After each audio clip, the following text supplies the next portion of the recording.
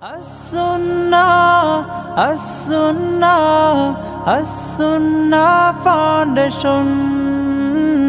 As-Sunnah, As-Sunnah, As-Sunnah Foundation. আসসালামু আলাইকুম ওয়া রাহমাতুল্লাহি ওয়া বারাকাতুহু। আলহামদুলিল্লাহ ওয়াসসালাতু ওয়াসসালামু আলা রাসূলিল্লাহ ওয়া আলা আলিহি ওয়া আসহাবিহি ওয়া মান ওয়ালা আম্মা বাদ। সুপ্রিয় দর্শক শ্রোতা ভাই বোন, দেশ কিংবা প্রবাস যে যেখান থেকে দেখছেন, আপনাদের সকলকে সাদর আমন্ত্রণ জানাচ্ছি আস-সুন্নাহ ফাউন্ডেশন স্টুডিও থেকে। আপনারা দেখছেন আস-সুন্নাহ ফাউন্ডেশন আয়োজিত সাপ্তাহিক সরাসরি প্রশ্ন উত্তরমূলক অনুষ্ঠান শরঈ সমাধানের 231তম পর্ব।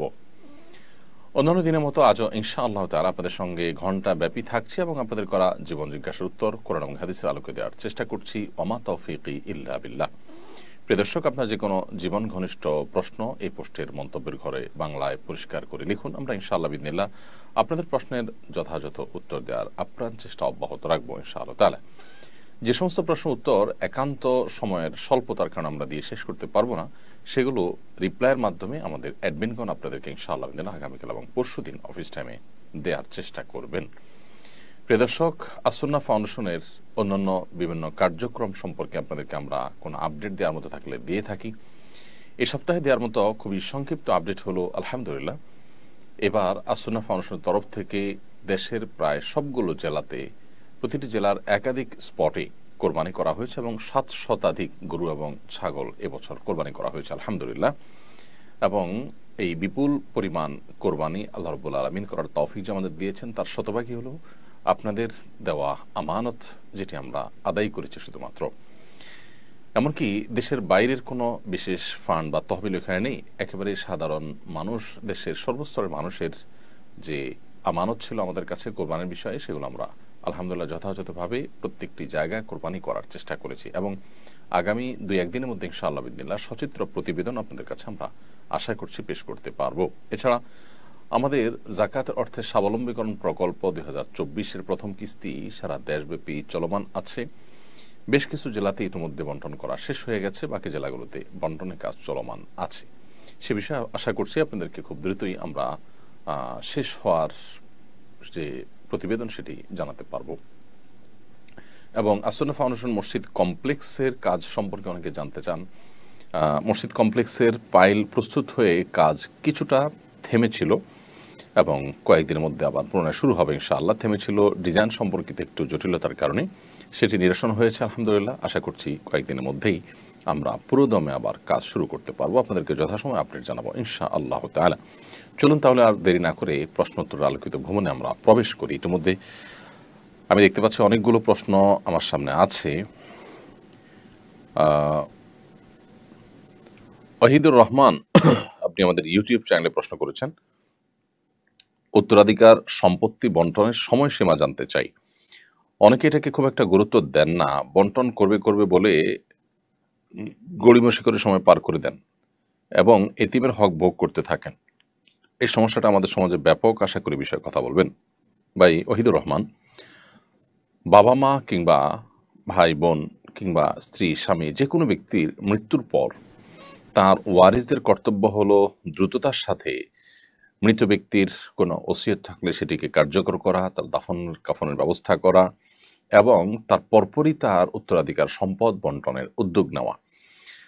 আমাদের দেশে উত্তরাধিকার সম্পদ বছরকে বছর পড়ে থাকে, বন্টন করা হয় না, অবন্টিত থাকে। এটা অনুচিত কাজ। বিশেষ করে এই কাজ থেকে অনেক অন্যায়ের দুয়ার উন্মোচন হয়, কারণ বছরকে বছর যখন সেটি বন্টন হয় না, তখন যাদের গায়ের জোর বেশি থাকে তারা সেগুলোকে দখল করার সুযোগ পায়। যারা দুর্বল তারা আস্তে আস্তে তাদের যে অধিকার সেটি থেকে তারা বঞ্চিত হয়ে যান। তাদের অধিকার থেকে একসময় তাদেরকে পরিপূর্ণ বঞ্চিত করে দেওয়া হয়। এবং বিশেষ করে মৃত ব্যক্তির ওয়ারিসদের মধ্যে কেউ যদি ইয়েতিম থাকে, তাহলে সেক্ষেত্রে ইয়েতিমদের সম্পদ ভক্ষণের যে ভয়াবহতা, কোরআনে যেটাকে নিজের পেটে আগুন প্রবেশ করার সাথে তুলনা করা হয়েছে, সেই অপরাধটি নানাভাবে সংগঠন হয়ে থাকে। আর এই কারণে একজন বিচক্ষণ, একজন দায়িত্বশীল, একজন মুসলমান হিসেবে আমাদের কাজ হবে যে আমাদের প্রিয় কোনো ব্যক্তি যার ওয়ারিস আমরা, আমাদের রক্ত সম্পর্কীয় কোনো ব্যক্তির মৃত্যুর পরপর তার দাফন কাফন, তার ওসিয়তের কার্যকর করার পরপর, ঋণ থাকলে এটা পরিশোধ করার পরপরই দ্রুততার সাথে তার পরিত্যক্ত সম্পদ বন্টন করা। মৃত্যুর পর দ্রুততার সাথে যদি পরিত্যক্ত সম্পদ বন্টন করা হয় তাহলে সেক্ষেত্রে সমাজের এক শ্রেণীর মানুষ বলেন যে লোকটা মরে সারল না, এখনই তার সম্পদ ভাগাভাগিতে লেগে গেছে তার আত্মীয় স্বজনরা। এটাকে সমাজ খারাপ চোখে দেখে। তো সমাজের এই খারাপ চোখে দেখাটাকে আমলে না নিয়ে বরং যত বিলম্ব হবে তত এখানে পরস্পরের অধিকার নষ্ট হওয়ার ব্যাপার থাকবে, সেটি মাথায় রেখে দ্রুততার সাথে এই উত্তরাধিকার সম্পদ বন্টন করাই হলো কর্তব্য। যদি কোনো ফ্যামিলিতে উত্তরাধিকার সম্পদ বন্টন একটু পরে হলেও কেউ কারোর প্রতি কোনো প্রকার হক নষ্ট হওয়ার কোনো আশঙ্কা না থাকে, অথবা এতিম কোনো শিশু না থাকে ওয়ারিসদের মধ্যে, সেরকম কোনো রিস্ক না থাকে, ভাই বোনরা নিজেরা স্বেচ্ছায় তাদের সম্পদগুলোকে যৌথ রেখেছেন এবং তাদের মধ্যে বোঝাপড়া আছে, শরিয়ার নিয়ম অনুযায়ী তারা বাবা মার রেখে যাওয়া সম্পদ বা মৃত ব্যক্তির রেখে যাওয়া সম্পদকে তারা বন্টন করবেন, এখন তার যে লভ্যাংশ বা তা সেখান থেকে প্রাপ্ত যে সম্পদ সেটা তারা বন্টন করছে, এরকম যদি হয় যে তারা তাদের মধ্যে মিউচুয়াল আন্ডারস্ট্যান্ডিং আছে এবং কোনো প্রকার জুলুম কেউ কারোর প্রতি করছে না, শরিয়ার নিয়ম অনুযায়ী করছে, তাহলে সেটা জায়েজ আছে। কিন্তু দীর্ঘদিন পর্যন্ত ফেলে রাখার এই কালচারটা মোটেও ভালো কালচার নয় এবং দ্রুততার সাথে বন্টন করা উচিত। যদিও শরিয়ত এক্ষেত্রে নির্দিষ্ট কোনো সময় বেঁধে দেয়নি যে এতদিনের মধ্যেই বন্টন করতে হবে, তবে যত দ্রুত সম্ভব এগুলো বন্টন করে ফেলাটাই হলো বিধেয় এবং উত্তম। মাহমুদুল হাসান লিখেছেন, রাসেল ভাইপার সাপ নিয়ে ব্যাপক আলোচনা হচ্ছে। বিষধর এই সাপ সম্পর্কে কেউ কেউ বলছেন এগুলো মেরে ফেলা উচিত, কেউ কেউ বলছেন সাপ হত্যা করা উচিত না, কারণ সাপের বিষ দিয়ে ওষুধ তৈরি হয়। প্রশ্ন হলো সাপ হত্যার বিধান কি? দেখুন, যে কোনো জীবজন্তু মানুষের উপদ্রবের কারণ যদি হয় তাহলে সেক্ষেত্রে সেটিকে হত্যা করা শরীয়ী দৃষ্টিকোণ থেকে জায়েজ আছে, না জায়েজ কোনো কাজ নয়। তবে উপদ্রবের কারণ না হলে অযথাই কোনো প্রাণীকে দেখেই হত্যা করতে উদ্যত হওয়া বা হত্যা করতে চাওয়ার ভিতরে কোনো কল্যাণ নিহিত নেই। আমাদের সমাজে অনেকে আছেন বেশ অনেকগুলো প্রাণী দেখলে অযথাই সে প্রাণীকে হত্যা করা বা উত্ত্যক্ত করা, এটা করে মজা নেওয়ার চেষ্টা এক ধরনের মানুষ করে থাকেন, যেটা একেবারে গর্হিত কাজ। প্রত্যেকটা প্রাণীকেই দয়া এবং মায়া দেখানো ইসলামের শিক্ষা। তবে হ্যাঁ, কোনো প্রাণী বিষধর, কোনো প্রাণীর উপদ্রব থেকে আমরা বাঁচতে চাচ্ছি, আমাদের ফসল হানি করছে, আমাদের ডিস্টার্ব করছে নানাভাবে, কষ্টের কারণ হচ্ছে, তাহলে সেক্ষেত্রে সেগুলোকে হত্যা করা সম্পূর্ণ জায়েজ আছে। তারই অংশ হিসাবে বিষধর কোনো সাপ যদি হত্যা করার প্রয়োজন হয়, যেটি আমাকে কামড় দিতে পারবে বা অন্য কাউকে কামড় দিতে পারে বা ক্ষতিগ্রস্ত হওয়ার আশঙ্কা আছে, সেই জায়গা থেকে হত্যা করতে চাইলে সেটি জায়েজ আছে। তবে সাপের অনেক সাপ আছে যে সাপগুলো মূলত জিন সাপের আকৃতি ধরে থাকে, শয়তান সাপের আকৃতি ধারণ কথাও বিভিন্ন হাদিসে বর্ণিত আছে। এক্ষেত্রে যদি সে জিন হয়ে থাকে সে যেন চলে যায়, এই মর্মে 3 বার বলে তারপর যদি তার অনিষ্ট থেকে বাঁচার জন্য হত্যা করার প্রয়োজন হয়, হত্যা করার জায়েজ আছে, সে মর্মে হাদিসে বর্ণনা রয়েছে। তার মানে কোনো সাপ যদি কোনো জিন যদি সাপের আকৃতি ধারণ করে থাকে তাহলে সে নিজ দায়িত্বে চলে যাবে যদি আপনি 3 বার তাকে বলে থাকেন। আর যদি না যায় তাহলে সেক্ষেত্রে সে জিন নয় বরং প্রকৃতই সাপ, সেটি আপনি জেনে তাকে চাইলে হত্যা করতে পারেন যদি তার ক্ষতি থেকে আপনি নিজেই বা অন্য কাউকে বাঁচার প্রশ্ন থাকে। আর যদি সেরকম কোনো প্রশ্ন না থাকে, যেটি বললাম যে অহেতুকই যে কোনো প্রাণী হত্যা করার ব্যাপারে শরীয়ত আমাদেরকে উৎসাহ দেয় না। আর সাপের বিষ দিয়ে ওষুধ তৈরির কথা যেটি বলছেন, যে বন্য সাপ দিয়ে সাধারণত ওষুধ বানানো হয় বলে আমার জানা নেই। ওষুধ বানানোর জন্য আলাদা খামারে সাপ পোষা হয়, পালিত হয়, সেখান থেকে সেগুলো থেকে ওষুধ তৈরি করা হয়।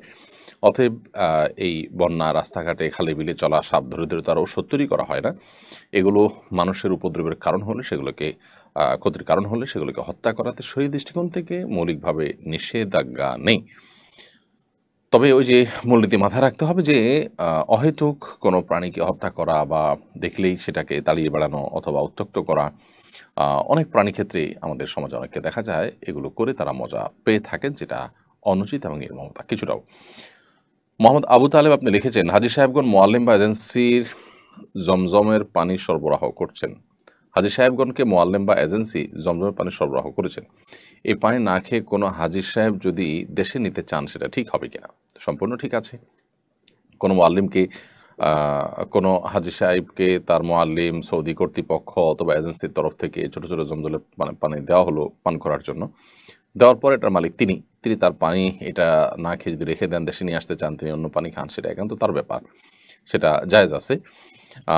বিমানে পরিবহন করার ক্ষেত্রে এটা যদি সেফটির সাথে, নিরাপত্তার সাথে আনা হয়, যে অন্যের লাগেজ বা নিজের লাগেজ সেখান থেকে ক্ষতিগ্রস্ত হওয়ার সম্ভাবনা থাকবে না, সেরকম দায়িত্বশীলতার সাথে যদি কেউ আনতে চান সেটা আনতে পারেন, তার ব্যাপার। যদিও সাধারণত বিমান কর্তৃপক্ষ থেকে নির্দেশ না থাকে এগুলো না আনার জন্য, কারণ এতে পানি বোতল ফেটে অন্যদের বা নিজের মালামাল ক্ষতিগ্রস্ত হতে পারে সেই জায়গা থেকে। তো সেরকম আশঙ্কা থাকলে সেটা করা উচিত হবে না, কারণ আমি এমন কোনো কাজ করা জায়েজ হবে না যে কাজ দ্বারা আমি নিজে কিংবা অন্য কেউ ক্ষতিগ্রস্ত হতে পারি। নবী সাল্লাল্লাহু আলাইহি ওয়াসাল্লাম বলেছেন, লা দারারা ওয়ালা দিরারা, নিজে কিংবা অন্য কারো ক্ষতি করার কোনো সুযোগ ইসলামে নেই। অতএব সেটি যদি আশঙ্কা থাকে তাহলে জায়েজ নয়। তবে নিজ দায়িত্বে যদি সেটাকে তিনি খুব ভালোভাবে যথাযথভাবে সংরক্ষণ করে আনেন যে এটি অন্য কারোর বা নিজের কোনো জিনিসপত্র নষ্ট হওয়ার কারণ হবে না, তাহলে সেক্ষেত্রে সেটি নাজায়েজ হওয়ার কোনো কারণ নেই। বিশেষ করে মোয়াল্লিম বা এজেন্সি কিংবা সৌদি গভর্নমেন্ট যে পানি দিয়ে থাকেন হাজিদেরকে রুমে রুমে, হোটেলে অনেক সময় ছোটো ছোটো বোতল সরবরাহ করেন, সব ক্ষেত্রে দেয় যে সবাই তাও না, যদি এরকম দিয়ে থাকেন তাহলে সেক্ষেত্রে সেটা আপনি নিয়ে আসাটা একান্ত আপনার ব্যক্তিগত বিষয়, নাজায়েজ নয়। তামান্না চাঁদনি আপনি লিখেছেন, আমার পরিবারের কাউকে না জানিয়ে বিয়ে করেছে, এজন্য আব্বু তাকে ঘর থেকে বের করে দিয়েছেন। এই পরিস্থিতিতে আব্বুর আসলে কি করা উচিত ছিল? আপনি প্রশ্নটা সম্ভবত কিছুটা কোনো শব্দ বা কোনো কিছু অংশ বাদ পড়েছে। আমার পরিবারের কাউকে না জানিয়ে বিয়ে করেছেন। কে? আপনার বোন কিংবা ভাই কেউ আপনার পরিবারের কাউকে না জানিয়ে বিয়ে করেছেন, এজন্য আপনার বাবা তাকে ঘর থেকে বের করে দিয়েছেন। ব্যাপারটা যদি এরকম হয় তাহলে আমি বলবো যে বাবার কি করা উচিত ছিল এটি নির্ভর করে যে আসলে ঘটনা কি ঘটেছে তার উপরে। যদি সন্তানদের কেউ বাবা মাকে না জানিয়ে বিয়ে করেছে এবং বিয়ে করা তাদের জন্য জরুরি ছিল না, এবং আজকাল যে বিবাহ বহির্ভূত অবৈধ সম্পর্ক হয়ে থাকে, হারাম রিলেশন হয়ে থাকে, সে হারাম রিলেশনটাই চূড়ান্ত রূপ নিয়ে বিয়ে পর্যন্ত ঠেকেছে, অথচ এটি অপাত্রে হয়েছে এবং যথাযথ জায়গায় হয়নি, এবং আপনার এমন কাজ করে বসেছে সন্তান যেটি আসলে কোনোভাবেই তার ফ্যামিলির সাথে যায় না, অথবা দিনদারিতার ক্ষেত্রে ঘাটতি আছে, অর্থাৎ যৌক্তিক কোনো গ্রাউন্ড যদি থাকে এক্ষেত্রে, তাহলে বাবা মার আপত্তি করার স্কোপ আছে। কুফু বা সামঞ্জস্য বিয়ের ক্ষেত্রে রক্ষা করাটা সুন্নাহ। যদি কুফু বা সামঞ্জস্য এটি রক্ষা না করা হয় তাহলে সেক্ষেত্রে অভিভাবকদের সেখানে আপত্তি তোলার শরীরাই দৃষ্টিকোণ থেকে সুযোগ এবং অধিকার রয়েছে। সেই জায়গা থেকে বাবা কিন্তু আপত্তি তুলতে পারেন সন্তানের বিয়ের ক্ষেত্রে, এরকম বিয়ের ক্ষেত্রে। আর যদি সেরকমটি না থাকে তাহলে সেক্ষেত্রে বাবার আপত্তি তোলা উচিত নয়। কারণ হলো সন্তান বিয়ে করেছে, যদি অভিভাবকের মাধ্যমে বিয়ে করাই হলো উচিত। আল্লাহ সুবহানাহু ওয়া তাআলা কোরআনে কারিমে অভিভাবকদেরকে নির্দেশ করেছেন, ওয়ানকিহুল আয়ামাকুম সালিহিনা মিন ইবাদিকুম ওয়া ইমামিকুম, তোমরা তোমাদের অধীনস্থদের বিয়ে দাও। এটা অভিভাবকদেরকে আল্লাহ নির্দেশ করেছেন। অতএব এটি অভিভাবকদের কর্তব্য। হ্যাঁ, কোনো অভিভাবক দেরি করেছেন, সময় পার করেছেন, দিচ্ছেন না, গড়িমসি করছেন, তার দিনের বুঝ নেই, তাহলে সেক্ষেত্রে সন্তানের উদ্যোগে বিয়ে করার জন্য তিনি সচেষ্ট হতেই পারেন। বিশেষ করে ছেলে সন্তান হয়তো নিজের উদ্যোগে করতেই পারেন সবার মতে, আর মেয়ে সন্তান হলে হানায় মাঝাব অনুযায়ী প্রাপ্তবয়স্ক হলে নিজে করতে পারেন। তবে সর্বাবস্থা অভিভাবকদের মাধ্যমে এটি করাটা হলো উত্তম এবং উচিত, এবং শরিয়া সেই নির্দেশনাটাই করে। এখন সন্তান কোনো কারণে সেটি যদি ভায়োলেশন করে তাহলে যথাযথ পাত্রে মোটামুটি হয়েছে, একেবারে গাছে মাছে হয়নি, বা অনেক বেশি আপনার আকাশ পাতাল ব্যবধান হয়নি, অসামঞ্জস্য হয়নি, এরকম যদি হয় তাহলে সেক্ষেত্রে আমার মেনে নেওয়াটাই হলো উচিত, যদিও সন্তান ভুল করেছে তাকে সংশোধনে দিয়ে। অতএব এই বিষয়গুলোতে আসলে কি ঘটেছে, অ্যাকচুয়াল ঘটনা কি সেটা উল্লেখ করে তারপরে প্রশ্ন করলে আমরা যথাযথ উত্তর একেবারে টু দ্য পয়েন্টে দেওয়াটা সহজ হয়। আব্দুল্লাহ নোমান আপনি লিখেছেন, কোরবানির পর দিন ঢাকায় দেখা যায় ফকিরেরা কোরবানির দিন প্রাপ্ত কোরবানির মাংস বিক্রি করে থাকেন। গরিবেরা কোরবানির মাংস পাওয়ার পর বিক্রি করে দিলে কোরবানিতে তার কোরবানির কোনো ক্ষতি হবে কিনা? ভাই আব্দুল্লাহ নোমান, আপনার প্রশ্ন উত্তরে আমরা বলতে চাই যে কোরবানির পশুর গোশত এটি গরিব এবং অভাবী মানুষরা পাওয়ার পর এটা একান্তই তাদের অধিকার, এবং তারা তাদের গোশত নিজেরা খাবেন নাকি বিক্রি করে দিবেন না অন্য কাউকে দান করবেন সেটা একান্ত তাদের ব্যাপার। অতএব কোরবানির পশুর গোশত গরিব অভাবী মানুষরা যদি বিক্রি করে দেন তাতে কোরবানির পশু যিনি কোরবানি করেছেন তার কোরবানির কোনো প্রকার ক্ষতি হবে না। আমাদের একটা জিনিস পরিষ্কার থাকা উচিত, যখনই আমি কোনো জিনিস কাউকে দিয়ে দিব তখন এই জিনিসটা তার হয়ে যাবে, তখন আর আমার উপরে তার কোনো কিছু বর্তাবে না। নবী করিম সাল্লাল্লাহু আলাইহি ওয়াসাল্লাম একবার একজন কৃতদাসী তিনি সাদাকার গোশত রান্না করছিলেন, সেটা দেখে তিনি রসিকতা করে তাকে বললেন যে তোমার সাদেকার গোশত রান্না করছো, সরি তুমি দেখি গোশত রান্না করছো, সেখান থেকে আমাদেরকে অফার করবে না? তখন তিনি খুব স্বাভাবিকভাবে নবী সাল্লাল্লাহু আলাইহি ওয়াসাল্লামকে অফার করছিলেন, কিন্তু বলছেন ইয়া রাসূলুল্লাহ আপনি তো সাদেকা বা যাকাতের জিনিস খান না, আপনার বংশের লোকদের জন্য এটিতে হারাম করেছেন আল্লাহ তাআলা, তো এটিতেও সেই রকম গোশত। তখন নবী সাল্লাল্লাহু আলাইহি ওয়াসাল্লাম বলেছেন লাকি সাদাকাতুন ওয়া লানা হাদিয়াতুন, তোমার জন্য এটি সাদাকা হতে পারে, তোমার জন্য এটি জাকাত হতে পারে, কিন্তু আমার জন্য সেটি হাদিয়া। কারণ তুমি যখন পেয়ে গেছো, এরপরে তুমি পেয়ে যখন কাউকে দিচ্ছ তখন সেটি কিন্তু আর সাদেকার আওতায় থাকছে না, বরং সেটি কিন্তু সম্পূর্ণ ভিন্ন একটা সাধারণ গোষ্ঠীতে পরিণত। তোমার জন্য তুমি সাদকা হিসাবে গ্রহণ করেছো, বাট গ্রহণ করার পর তুমি এখন মালিক, তুমি যা খুশি তা করতে পারো। তো এই হাদিসের আলোকে আমরা বুঝতে পারলাম যে মূলত নবী করিম সাল্লাল্লাহু আলাইহি সাল্লামের নির্দেশনা ছিল এরকম যে সাদেকা হোক বা যে কোনো জিনিস হোক, প্রাপক পেয়ে যাওয়ার পর সেটা কি করবে না করবে সেটা একান্ত তার এখতিয়ারাধীন বিষয় হয়ে যায়। এরপর আশিক ইসলাম আপনি লিখেছেন আমাদের ইউটিউব চ্যানেলে, আমি ক্লাস 9-এ পড়ি, আমি নিয়মিত 5 ওয়াক্ত নামাজ পড়ি, তাহাজ্জুদের নামাজ পড়ি, আমি চোখের ফিতনা থেকে বাঁচতে চাই। আমি একটি প্রাইভেট পড়ি, সেখানে অনেক মেয়েদের সামনের সিটে বসায় আর ছেলেদের বসায় পেছনের সিটে, এতে নিয়মিত চোখের ফিতনায় পড়ছে, আমার করণীয় কি? ভাই আশিক ইসলাম, আল্লাহ রাব্বুল আলামিন আপনাকে এ ধরনের ফিতনা থেকে হেফাজতে রাখুন। বিশেষ করে মেয়েদের যে ফিতনা, অর্থাৎ মেয়েদের সৌন্দর্য, রূপ, লাবণ্য ইত্যাদিতে আসক্ত হয়ে ভুল সিদ্ধান্ত নেওয়া কিংবা গুনাহে লিপ্ত হয়ে যাওয়ার যে একটা আশঙ্কা রয়েছে, এই ফিতনাটা পুরুষদের জন্য খুবই জটিল এবং কঠিন ফিতনা। নবী করিম সাল্লাল্লাহু আলাইহি ওয়াসাল্লাম বলেছেন, আমার পরে পুরুষদের জন্য এই ফিতনার চাইতে বড় কোনো ফিতনা আমি রেখে যাইনি, যে ফিতনা পুরুষদেরকে সবচেয়ে বেশি কাবু করে ফেলতে পারে এবং দুর্বল করে ফেলতে পারে। অহরহ অনেক ঘটনা সেগুলোকে প্রমাণ করে।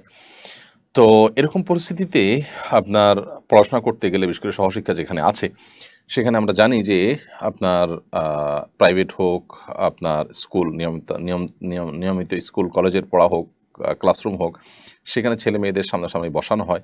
এর ফলশ্রুতিতে যে ফিতনায় পতিত হওয়ার আশঙ্কা থাকে, চোখের গুনাহ এর যে আশঙ্কা থাকে, সেই পরিস্থিতি থেকে বাঁচার জন্য প্রথমত এই ধরনের প্রতিষ্ঠান অ্যাভয়েড করা দরকার, বিকল্প প্রতিষ্ঠান দেখা দরকার যেখানে আসলে চোখের জেনা থেকে বাঁচা যাবে।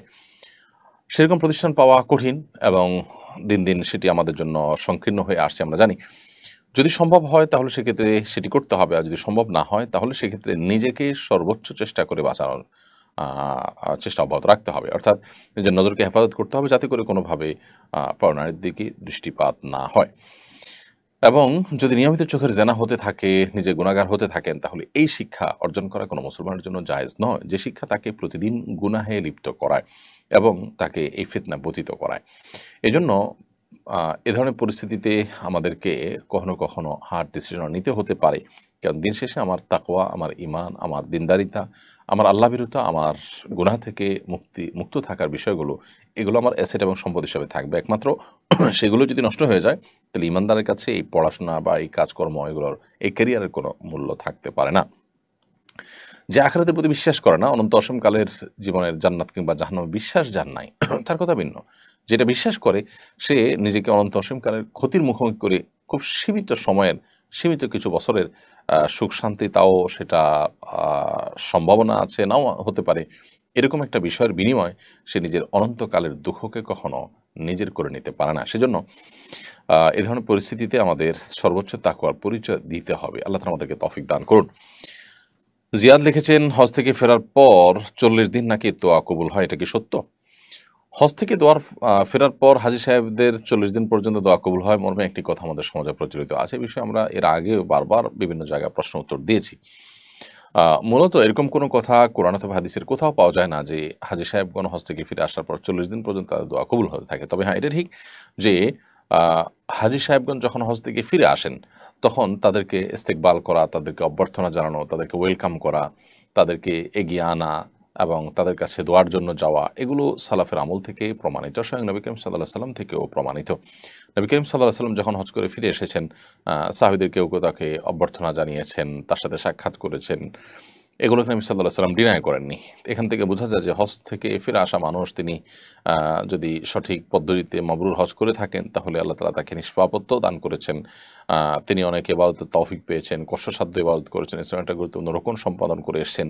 তো এই জায়গা থেকে তাকে অভ্যর্থনা জানানো বা তাকে অগ্রসর করে নিয়ে আসা বা তার কাছ থেকে দোয়া চাওয়া, এই জিনিসগুলো মৌলিকভাবে কোরআন এবং হাদিসের আলোকে নিষিদ্ধ কোনো বিষয় না, এবং সালাফের আমল দ্বারা এটি অনুমোদিত একটি জায়েজ বিষয় প্রমাণিত হয়। তবে 40 দিন পর্যন্ত এরকম দিন ফিক্স করে এতদিন পর্যন্ত তার দোয়া কবুল হয় এরকম কোনো কথা কোরআন হাদিসে কিন্তু বলা নেই।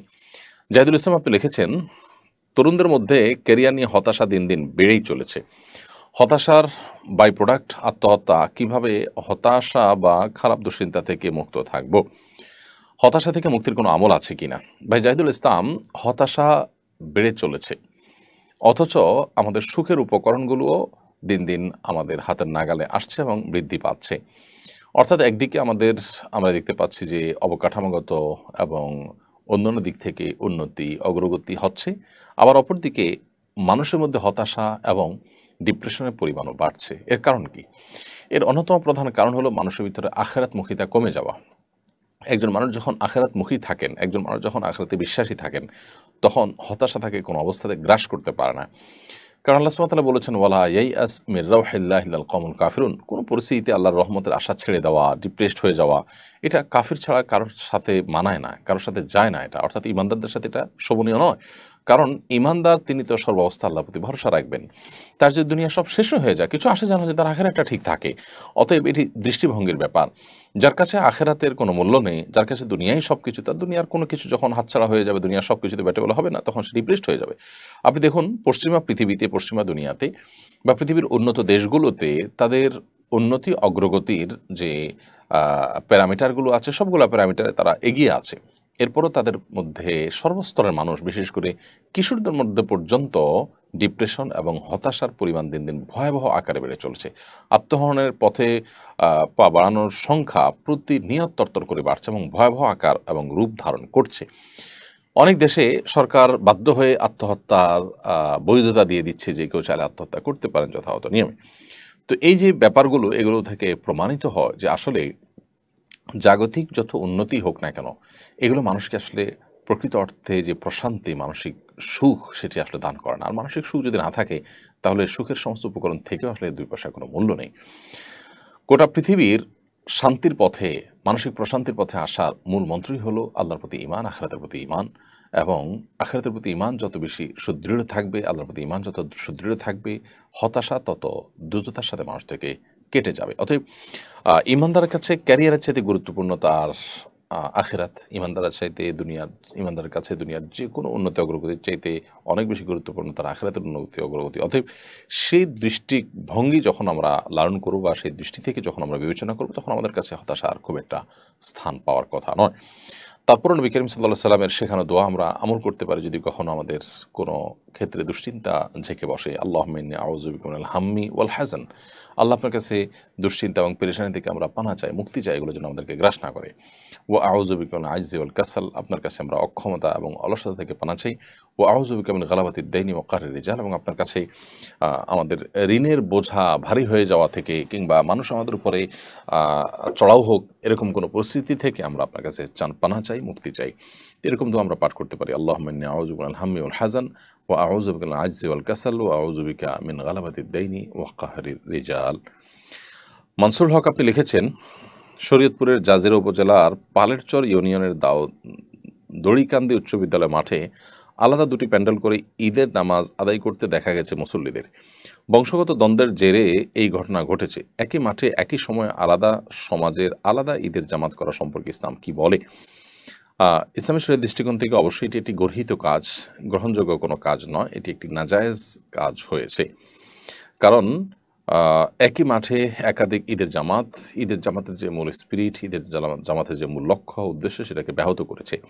জামাত শব্দের অর্থই হলো একত্র করা।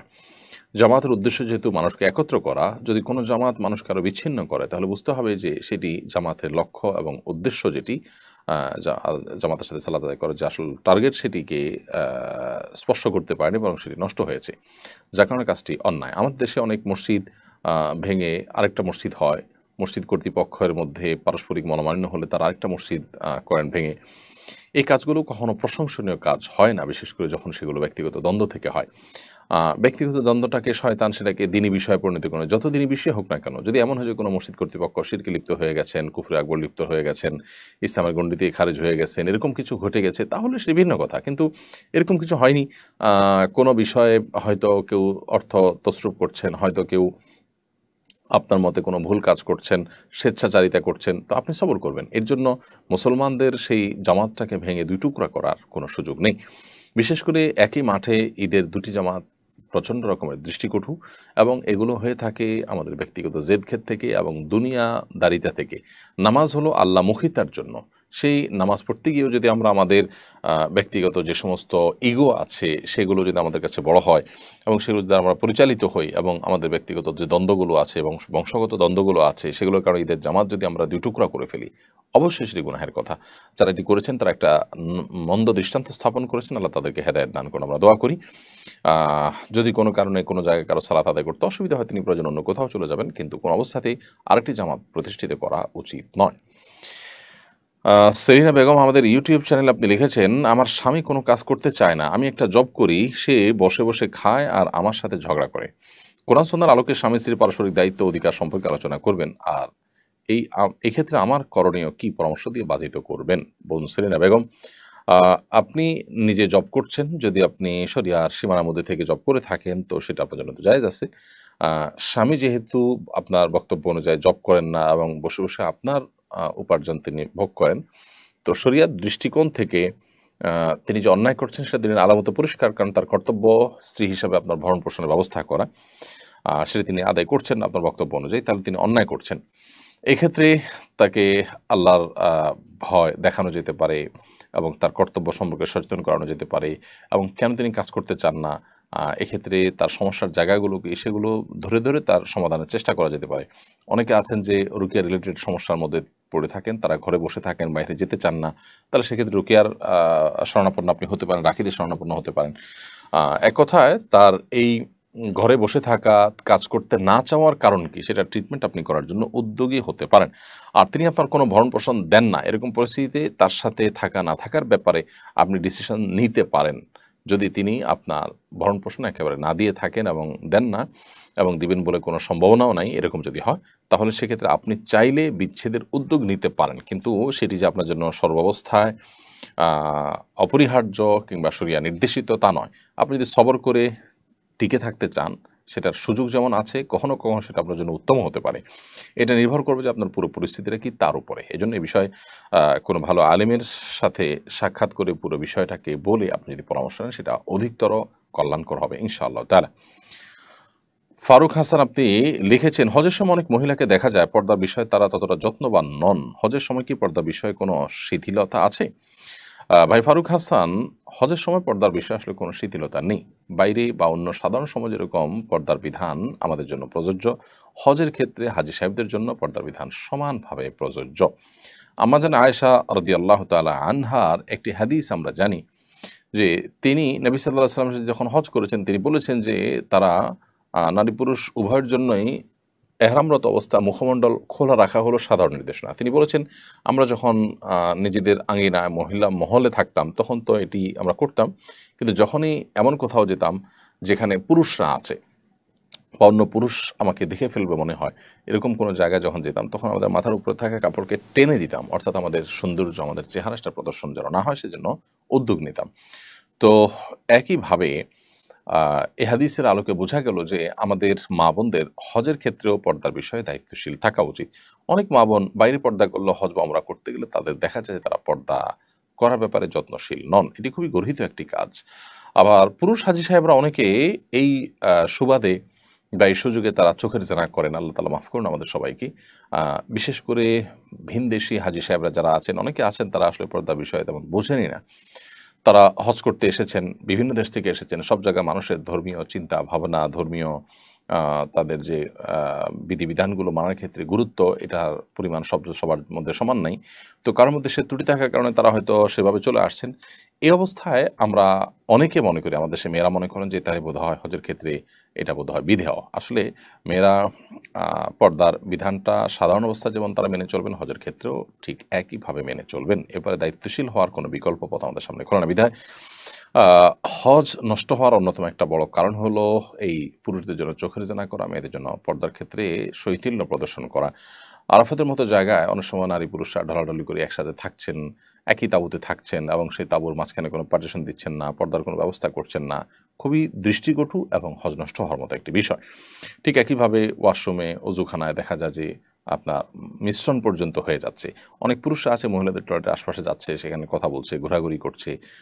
এগুলোও খুব গর্হিত এবং অন্যায় কাজ। হজের সময় পর্দার বিধানে কোনো শিথিলতা নেই, বরং অন্য সময়ের মতো এই বিধানটি এখানে পরিপালন করার গুরুত্ব রয়েছে, বরং আরও বেশি রয়েছে। কারণ হারামের এরিয়াতে কোনো নারী যদি তার সৌন্দর্যকে প্রদর্শন করে এবং সেটা যদি অন্য পুরুষদের ফিতনায় পতিত হওয়ার কারণ হয়, তাহলে তিনি অনেকগুলো মানুষের অপরাধের কারণ হলেন। সে দায় তাকে অবশ্যই নিতে হবে। এই জন্য হজের ক্ষেত্রে আমাদের মা বোনদের এবং পুরুষদের সবারই পর্দার বিষয়ে আরও বেশি যত্নশীল এবং দায়িত্বশীল হতে হবে।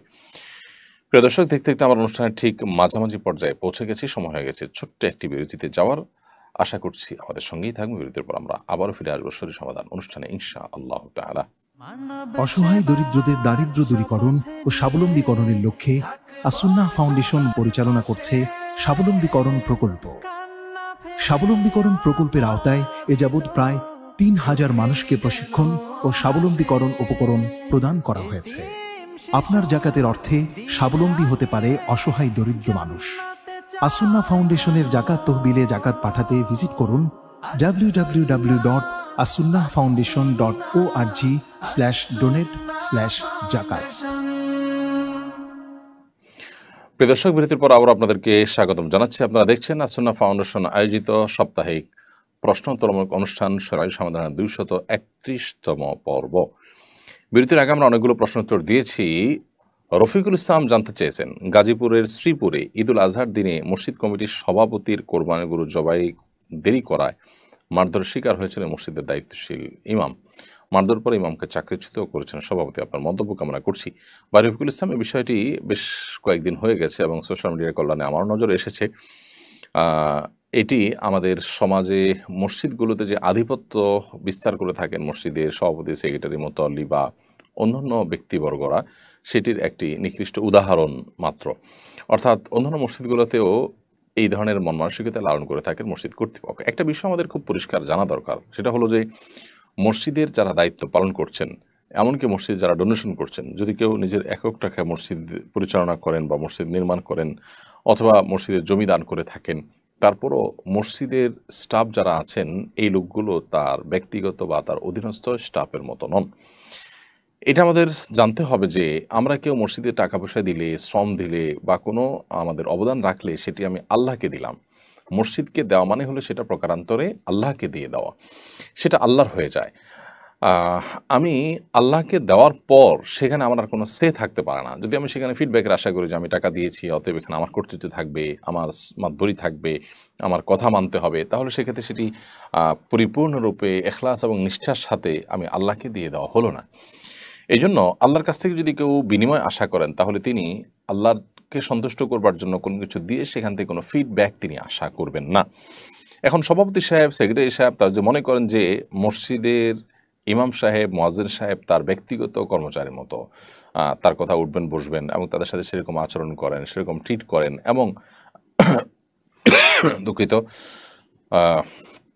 গরু জবাই করা, কোরবানির বা অন্যান্য কাজে তাকে প্রায়োরিটি দিতে হবে, এরকমটি যদি তিনি মনে করেন, তাহলে সেক্ষেত্রে তিনি মসজিদের খেদমত করছেন না, এটা তার অন্য 10টি ব্যবসার মতো একটা ব্যবসার কাজে পরিণত করছেন সেটিকে। আর মসজিদকে যদি সেই কাজে পরিণত করেন, তাহলে সেক্ষেত্রে সবের চাইতে মসজিদের খেদমত করে তিনি আরও গুনাহগার হবেন বেশি। তো এই ধরনের স্বেচ্ছাচারী মনোভাব যাদের আছে, তারা আসলে আল্লাহর ঘরের দায়িত্ব পালন করার জন্য উপযুক্ত ব্যক্তি নন। আমাদের সমাজের ভালো এবং আপনার দায়িত্বশীল মানুষ, দায়িত্ববান মানুষ, নেককার মুত্তাকি মানুষগুলোকে খুঁজে খুঁজে মসজিদের দায়িত্ব দেওয়া হয় না সচরাচর, বরং দায়িত্ব দেওয়াই হয় এই সমস্ত ব্যক্তিদেরকে যাদের টাকা আছে, যাদের পেশি শক্তি আছে ইত্যাদি। তো মসজিদগুলোতে অন্তত এই ধরনের স্বেচ্ছাচারিতা বা এই ধরনের আপনার মাতবরি সর্দারি করা মানসিকতা কোনো অবস্থাতে গ্রহণযোগ্য নয়। এরকম মানসিকতা পালনকারীদেরকে মসজিদের দায়িত্ব দেওয়া উচিত নয়। আমাদের প্রত্যেকটা এলাকার মানুষের দায়িত্বশীল আচরণ করা উচিত এক্ষেত্রে, যে মসজিদ কমিটিতে তাদেরকে রাখা হবে যে মানুষগুলো নামাজি, যে মানুষগুলো মসজিদ কমিটিতে থাকার সুযোগ রয়েছে, অধিকার রয়েছে বা যোগ্যতা রয়েছে, বিশেষ করে তারা সৎ হবেন ব্যক্তিগত জীবনে, আল্লাহ ভীরু হবেন, মুত্তাকি হবেন। আল্লাহ বলেছেন ইন্নামা ইয়ামুরু মাসাজিদ আল্লাহি মান আমানা বিল্লাহি ওয়াল ইয়াউমিল আখির ওয়া আকামাস সালাতা ওয়া আতাজ যাকাতা ওয়া লাম ইয়াখশা ইল্লাল্লাহ। নিশ্চয়ই আল্লাহর ঘর আবাদ করবেন বা করেন সে সমস্ত মানুষেরা যারা আল্লাহর প্রতি ঈমান আনেন, আখিরাতের প্রতি ঈমান আনেন এবং পাঁচ ওয়াক্ত সালাত আদায় করেন, যাকাত আদায় করেন এবং আল্লাহ ছাড়া কাউকে পরোয়া করেন না। তো এই মানুষগুলো মূলত আল্লাহর ঘরের দায়িত্ব পালন করবেন, ঘরের আবাদের দায়িত্বে নিয়োজিত থাকবেন। অতএব যেই মসজিদ কমিটির সভাপতি ইমামের গায়ে হাত তুলেছেন এবং তার কোরবানি দেরিতে করার কারণে ইমামকে চাকরিচ্যুত করেছেন, ওই সভাপতিকেই মসজিদ থেকে বাদ দেওয়া এলাকার মুসল্লিদের কর্তব্যের মধ্যে পড়ে এবং ইমামের সাথে এ ধরনের আচরণকারী ব্যক্তির তওবা করা উচিত, আল্লাহকে ভয় করা উচিত, তিনি তার ফিরে আসা উচিত এই সমস্ত এই অহংকারী আচরণ থেকে। তা না হলে তিনি আল্লাহর আযাবকে কোনোভাবে এড়াতে পারবে বলে আমার মনে হয় না। আল্লাহ তারা একমাত্র ভালো জানেন এই বিষয়ে। সিকদার এমডি জাহাঙ্গীর, আপনি আমাদের ইউটিউব চ্যানেলে লিখেছেন, আমার বেডরুমের দেওয়ালে আয়াতুল কুরসি এবং আল্লাহ ও মুহাম্মদের নাম অঙ্কিত বিভিন্ন ওয়ালমেট লাগানো আছে। এরূপে স্ত্রীর সাথে ঘনিষ্ঠ হওয়ার বিধান কি? ওয়ালে যদি আয়াতুল কুরসি লেখা থাকে, কোরআন আয়াত লেখা থাকে বা আল্লাহ লেখা থাকে বা নবী সাল্লাল্লাহু আলাইহি ওয়াসাল্লামের নাম লেখা থাকে, তো সেক্ষেত্রে ওই রুমে স্ত্রী সহবাস করাতে কোনো শরীয়ী দৃষ্টিকোণ থেকে বিধিনিষেধ নেই। তবে কোনো কোনো উলামায়ে কেরাম ওয়ালে এ ধরনের কোরআন আয়াত ইত্যাদি টাঙিয়ে রাখাটাকে নিষেধ করেছেন, নিরুৎসাহিত করেছেন। বিশেষ করে সৌদি আরব উলামাদের কেউ কেউ এটিকে নিরুৎসাহিত করেন। তারা মনে করেন যে এতে কোরআনের অপমান হয়, কোরআনের অসম্মান হয় ইত্যাদি। যদিও এর বিপরীতে অন্যান্য উলামায়ে কেরাম এটাকে সমর্থন করে এবং সেটারও যথেষ্ট যৌক্তিক কারণ রয়েছে। তো সর্বাবস্থায় এ ধরনের ওয়ালমেট যদি থাকে সেখানে স্ত্রী সহবাস করা এটি নিষিদ্ধ কোনো বিষয় হবে না। তবে কোরআনের প্রতি অসম্মান হয় এরকম কোনোভাবে যদি থাকে, একেবারে কাছাকাছি থাকে, স্পর্শ হয় অথবা দৃষ্টিকটু পর্যায়ে থাকে, তাহলে অবশ্যই সে ব্যাপারে দায়িত্বশীল এবং সতর্ক হওয়া কর্তব্য। এবং দৃষ্টিকটু কিনা এটা পরিস্থিতি দেখে বোঝা যায়, ওয়ালের ঠিক কোন পজিশনে আছে, কিভাবে আছে না আছে, এটার উপর নির্ভর করে আসলে। তো এই জন্য পরিস্থিতি দেখে এই সমস্ত ক্ষেত্রে আমাদের দায়িত্বশীলতার সাথে আচরণ করতে হবে এবং কাজ করতে হবে। বিশেষ করে এমন কোনো জায়গায় আসলে কোরআন কারীমের আয়াত ইত্যাদি রাখা উচিতই না যেখানে আসলে কোরআন কারীমের প্রতি অসম্মান হতে পারে, দৃষ্টিকটু হতে পারে, অসম্মান হতে পারে। অনেক সময় দেখা যায় বিভিন্ন পোস্টারে আমরা কোরআন কারীমের আয়াত লিখে যেখানে সেখানে ওয়াল ডোরা লাগাই দিই, যেখানে দেখা যায় ছিঁড়ে নিচে পড়ে। অনেক সময় দেখা যায় যে আপনার অনেক পশু পাখি সে সমস্ত ওয়ালে বসে, অথবা কুকুরে অনেক সময় দেখা যায় ওয়ালে পেশাব করে, অথচ সেখানে আমি আল্লাহর নাম লিখছি এত নিচে যে এটা অসম্মান হতে পারে। তো এই জন্য বাসায় হোক আর বাসার বাইরে হোক ওয়ালমেট বা আল্লাহর নাম ইত্যাদি আমরা রাখার ক্ষেত্রে কোন পজিশনে রাখছি, কিভাবে রাখছি, দৃষ্টিকটু হচ্ছে কিনা, অসম্মান হচ্ছে কিনা, এই বিষয়গুলো আমাদের মাথা রাখা দরকার। আনাস সিদ্দিক আপনি লিখেছেন, আপনার একটি বক্তব্যের বিপরীত মুখী দুটি কথা দেখলাম। একবার বললেন হারাম খেলে দোয়া কবুল হয় না, আবার অন্যত্র বললেন হারাম খেলে ইবাদত কবুল হয়। এতে স্ববিরোধিতা লক্ষ্য করা যাচ্ছে, কোনটি সঠিক বিভ্রান্তি নিরসন করবেন? বায়ানা সিদ্দিক, এটি নিয়ে কোনো ভাই দেখেছি ভিডিও করেছেন, খুবই আশ্চর্যজনক বিষয়। কাটসাট করে আমাদের বক্তব্যকে অনেকে ভিডিও করছেন এবং সেগুলোকে আমাদের বক্তব্য বলে চালিয়ে দিচ্ছেন। ব্যাপারটা অনেকটা এরকম যে আল্লাহ বলেছেন লা তাকরাবুস সালাহ ওয়া আনতুম সুকারা, তোমরা মাদকাসক্ত হয়ে, নেশাগ্রস্ত হয়ে নামাজের কাছেও যেও না। এখানে নামাজের কাছেও যেও না এই অংশটুকু নিয়ে শুধু ফুল স্টপ যদি করে দেওয়া হয় তাহলে অর্থটা কি দাঁড়াবে? যে আল্লাহ বলেছেন তোমরা আমাদের কাছেও যেও না। ঠিক অনেকটা এই টাইপের কাটসাট করেছেন কেউ কেউ আমাদের বক্তব্যের। অর্থাৎ আমরা আমাদের এক বক্তব্যে বলেছি যে কেউ যদি নেকামল করে আর অন্যের সম্পদ আত্মসাৎ করেন, তাহলে সেক্ষেত্রে তার নেকামল যে তার আমলনামা যুক্তই হবে না, নেকামল হবেই না, ব্যাপারটা সেরকম না। বাবা কোনো দিন সেরকম বোঝা যায় না, বরং নেকামলের জায়গা ঠিকই হবে, কিন্তু কিয়ামতের ময়দানে এই যে পাওনাদারদের পাওনা তিনি পরিশোধ করেন নাই, হক মেরে খেয়েছেন, এই জন্য তাদেরকে নেকামল যেগুলো দুনিয়াতে করেছেন সেগুলোর সব দিয়ে দিয়ে তাদের থেকে দায়মুক্ত হতে হবে। এই দায়মুক্ত হতে হতে একটা পর্যায়ে তার আমলনামা খালি হয়ে যাবে, বরং তখনও পাওনাদার থাকবে, তখন তাদের পাপের বোঝা তাকে নিয়ে জাহান্নামে যেতে হতে পারে। এ হলো পুরো বক্তব্য। এখন বক্তব্যের প্রথম অংশ নিয়ে এমনভাবে দাঁড় করানো হয়েছে যে ব্যাপারটা এরকম হচ্ছে অন্যের হক মেরে খেলে কোনো অসুবিধা নাই, আমল ঠিকই কবুল হবে, আমলনামা ঠিকই যুক্ত হবে, কোনো দেশে কোথাও নাই যে এতে কোনো অসুবিধা হবে। ব্যাপারটা এরকম একটা ধারণা দেওয়া হয়েছে আমাদের বক্তব্যের প্রথম অংশকে কেটে নিয়ে আলাদা ভিডিওতে বসিয়ে দিয়ে। আল্লাহ তাআলা তাদেরকে হেদায়েত দান করুক যারা এই ধরনের কাজ করেন। আর দোয়া কবুল হবে না হারাম ভক্ষণ করলে সেটি তো দিনের আলো মতো পরিষ্কার, কারণ সে সম্পর্কে নবী সাল্লাল্লাহু আলাইহি ওয়াসাল্লামের হাদিস রয়েছে পরিষ্কারভাবে যে কোনো ব্যক্তি এলোমেলো চুল ধুলোমলিন শরীর নিয়ে অনেক দূর থেকে এসে যদি কাবা ঘর তওয়াফ করতে থাকে, আল্লাহর কাছে দোয়া করতে থাকেন, তার দোয়া কোত্থেকে কবুল হবে যদি তার হারাম দ্বারা দেহ এবং শরীর ইত্যাদি গঠন হয়ে থাকে। সেটি তো পরিষ্কারভাবে হাদিসে বলা হয়েছে দোয়া কবুল হবে না। তো অন্যান্য এবাদত যেগুলো আছে সেই এবাদতগুলো যদি কেউ করেন তাহলে সে এবাদতগুলো করেও তার সে এবাদতের সওয়াব তিনি লাভ করতে পারবেন না যদি তার পাওনা দুনিয়াতে পরিশোধ করে না যান। এ ব্যাপারে হাদিস পরিষ্কারভাবে রয়েছে। তো আমাদের বক্তব্যের একটা অংশকে কেটে যারা ভিডিও করেছেন আল্লাহ তাদেরকে হেদায়েত দান করুন। আমরা পুরো বক্তব্য যেটা দিয়েছি পুরোটুকু যদি কেউ শুনেন তাহলে তার কাছে পরিষ্কার হয়ে যাবে। আজকাল অনেকে আমাদের বিভিন্ন বক্তব্যকে কাটছাঁট করে এরকম তাদের মতো করে তারা প্রচার করছেন। ফাতেমা বেগম আপনি লিখেছেন, বড় হয়ে নিজের আকিকা নিজে আদায় করা যায় কিনা? বড় হয়ে নিজের আকিকা নিজে আদায় করা যেতে পারে যদি নিজের আকিকা অনাদায় থেকে থাকে। নবী করিম সাল্লাল্লাহু আলাইহি ওয়াসাল্লাম নিজেই তার আকিকা বড় হওয়ার পর আদায় করেছেন মর্মে বিভিন্ন বর্ণনা রয়েছে। তো নিজের আকিকা আপনার বাবা কিংবা মা কোনো কারণে করেননি, একটু যদি আপনি জানতে পারেন তাহলে সেক্ষেত্রে বড় হওয়ার পর আপনি নিজেই উদ্যোগ নিশ্চিত করতে পারেন। আসলামুল হক লিখেছেন, কোরবানির সময় কিছু গরু ছাগল অস্বাভাবিক বেশি দামে বিক্রি হয়, কোটিতে গরু 10-15 লাখে ছাগল, এসব অস্বাভাবিক দামের কারণ বলা হয় এগুলো বংশ জাত ভালো ইত্যাদি। ব্যাপারটিকে কিভাবে দেখেন? দেখুন, আমরা যারা এই লক্ষ লক্ষ কোটি কোটি টাকা খরচ করে এই ধরনের গরু ছাগল কিনি যেগুলোতে এক এক কেজি গোশতের দাম পড়ে অনেক বেশি, অর্থাৎ অস্বাভাবিক দামে আমরা কিনি, এগুলো বেশিরভাগ অহংকারী মন মানসিকতা থেকেই হয়ে থাকে।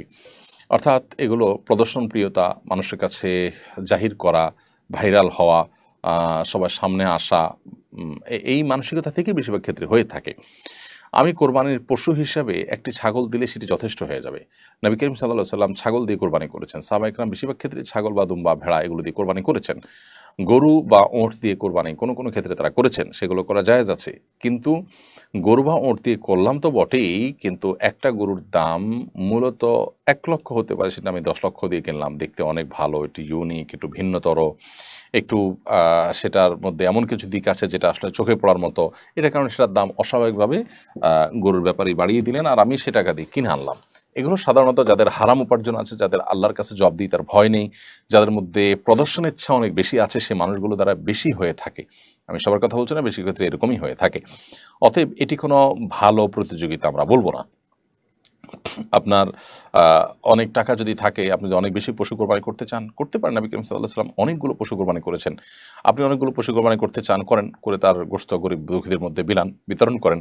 কিন্তু সেক্ষেত্রে এই টাকা দিতে হলে অনেকগুলো গরু ছাগল কিনতে পারেন। কিন্তু একটা গরু একটা ছাগল একটু ইউনিক টাইপের, সেটা আপনি কিনে লাইমলাইটে আসতে চাচ্ছেন এবং অস্বাভাবিক দামে কিনছেন, এটি কখনো প্রশংসনীয় কোনো বিষয় হতে পারে না। আল্লাহর রাহে যে যত বেশি অর্থ ব্যয় করবে আল্লাহর কাছে প্রশংসনীয় হবে, কিন্তু সে অর্থ ব্যয়টা যদি হয় লোক দেখানোর জন্য, সে অর্থ ব্যয়টা যদি হয় সবার দৃষ্টি আকর্ষণ করবার জন্য, সে অর্থ ব্যয়টা যদি হয় অজাগায় অস্বাভাবিক ভাবে দাম বাড়ানোর ফলশ্রুতিতে সেটা কেনার মাধ্যমে, যেখানে আসলে কোনো কল্যাণ বয়ে আনছে না, নিজের নাম যশ খ্যাতি বা নজরে আসা ছাড়া, তো এরকম বিষয় কখনো প্রশংসনীয় হতে পারে না। সুমাইয়া শাহরিন আপনি লিখেছেন, আমার আম্মুর ব্রেন ক্যান্সার, এসব তার জন্য মানসিক চাপ হবে বলে আমি বিষয়টি গোপন করি। এর জন্য আমাদের কয়েকবার মিথ্যা বলতে হয়েছে, এতে কি গুনাহ হবে? বোন সুমাইয়া, আপনার প্রশ্ন থেকে যেটুকু বুঝতে পেরেছি, আপনার মায়ের ব্রেন ক্যান্সার ধরা পড়েছে, কিন্তু এই রোগের কথাটা আপনি তাকে বলছেন না তার মানসিক চাপ বাড়বে বলে। তো এই যে বিষয়টা আপনি গোপন করছেন, এটি জায়েজ আছে কিনা? উত্তর হলো যে এটি গোপন করলে না জায়েজ নয়, কিন্তু মিথ্যা আপনি বলতে পারেন না। আপনি বলেছেন যে আপনার কয়েকবার মিথ্যা বলতে হয়েছে, মিথ্যা বলার সুযোগ আসলে মিথ্যা বিষয়টা এরকম ভয়াবহ যে একজন মুসলমান কোনো পরিস্থিতিতেই মিথ্যার আশ্রয় নিতে পারেন না। তিনি প্রয়োজনে ঘুরিয়ে পেঁচিয়ে বলবেন, এড়ানোর চেষ্টা করবেন, কিন্তু স্পষ্ট মিথ্যা যেটাকে বলা হয় ডাহা মিথ্যা, এ ধরনের মিথ্যা কথা বলার সুযোগ আসলে কোনো ইমানদারের জন্য কোনো অবস্থাতেই নেই। আপনার আম্মুর প্রতি আন্তরিক হয়ে তার প্রতি দয়াপরবশ হয়েই আপনি তাকে এটি শোনাতে চাচ্ছেন না, ওকে, আপনি তাহলে অ্যাভয়েড করার চেষ্টা করেন, বিভিন্নভাবে ঘুরিয়ে পেঁচিয়ে আপনি কৌশলে এড়ানোর চেষ্টা করেন। কিন্তু যদি সরাসরি মিথ্যা কথা বলেন তাহলে সেক্ষেত্রে সেটা জায়েজ হবে না এবং তার জন্য আল্লাহর কাছে আপনাকে গুনাহগার হতে হবে। প্রয়োজনে আপনাকে কাউন্সেলিং করে সঠিকভাবে তাকে আপনার আল্লাহর ভয়, আখিরাতের যাওয়ার বাস্তবতা, জীবনের বাস্তবতা তুলে ধরে তারপর তাকে বলেন আল্লাহর প্রতি ভরসা, তাওয়াক্কুল, আল্লাহর হাতেই সব কিছু, এই বিষয়গুলো তাকে আলাপ আলোচনা করে তারপর তাকে আপনি যদি পারেন সুযোগ মতো বলে দিলেন, সেটা বেটার। এবং এতে অনেক সময় একজন মানুষ মৃত্যুর আগে তার যথেষ্ট প্রস্তুতি নেওয়ার সুযোগ হয়, তওবা করার সুযোগ হয়। সেই ইতিবাচক দিকগুলো কিন্তু আছে, মানুষ যদি জানতে পারে তাহলে সেক্ষেত্রে সেই সুযোগটা তারা লাভ করেন। সো সেই সমস্ত দিক বিবেচনা করে প্রয়োজন আপনি তাকে বলবেন। আর যদি একান্ত না বলতে চান তো ডাইরেক্ট মিথ্যা বলার সুযোগ কিন্তু নেই। ডাইরেক্ট মিথ্যা বললে ঠিকই আপনাকে গুনাহগার হতে হবে। নুরুদ্দিন লিখেছেন, অনেকে কোরবানির পশুর চর্বি বিক্রি করেন, কোরবানির পশুর চর্বি বিক্রি করার বিধান কি? কোরবানির পশুর কোনো কিছুই আসলে আমরা হয় ভোগ করতে পারি আর নাহলে কাউকে দান করতে পারি, আমি বিক্রি করে তার মুনাফা ভোগ করতে পারি না। এমনকি আমি কোরবানির পশুর গোশত যদি বিক্রি করতে চাই, গরিব চিন্তা করি যে আমি গরিব দুঃখীকে দান করে দিব, তো সেটাও শরিয়া নির্দেশিত নয়। কারণ আমরা জানি যে কোরবানি নয়, শুধু যে কোনো ইবাদত, আর্থিক ইবাদত যখন আমরা আল্লাহর উদ্দেশ্যে নিবেদন করি তখন সেটা আল্লাহর জন্য হয়ে যায়, ওইটাতে আর আমাদের কোনো সে থাকে না। কোরবানি গোশতটা আল্লাহ আমাদেরকে, আমরা আল্লাহর উদ্দেশ্যে কোরবানি করার পরও আমরা বলেছি আল্লাহুম্মা মিনকা ওয়ালাক, আল্লাহ আপনার পক্ষ থেকে এই পশু আপনার উদ্দেশ্যে আমি কোরবানি করলাম, অর্থাৎ এটি আপনাকে আমরা যেরকম দান করে দিই আল্লাহর উদ্দেশ্যে এরকম দান করে দিলাম। তো দানের জিনিস নিজে ভোগ করার সুযোগ থাকে না, কিন্তু এক্ষেত্রে আল্লাহ তাআলা আমাদেরকে খাওয়ার সুযোগ দিয়েছেন। তো আমরা খাওয়ার সুযোগ পেয়েছি, এটাকে বিক্রি করার কোনো সুযোগ নেই। আল্লাহ তো আমাদেরকে খেতে দিয়েছেন, আমরা খেতে পারি, দান করতে পারি, বাট বিক্রি করতে পারি না।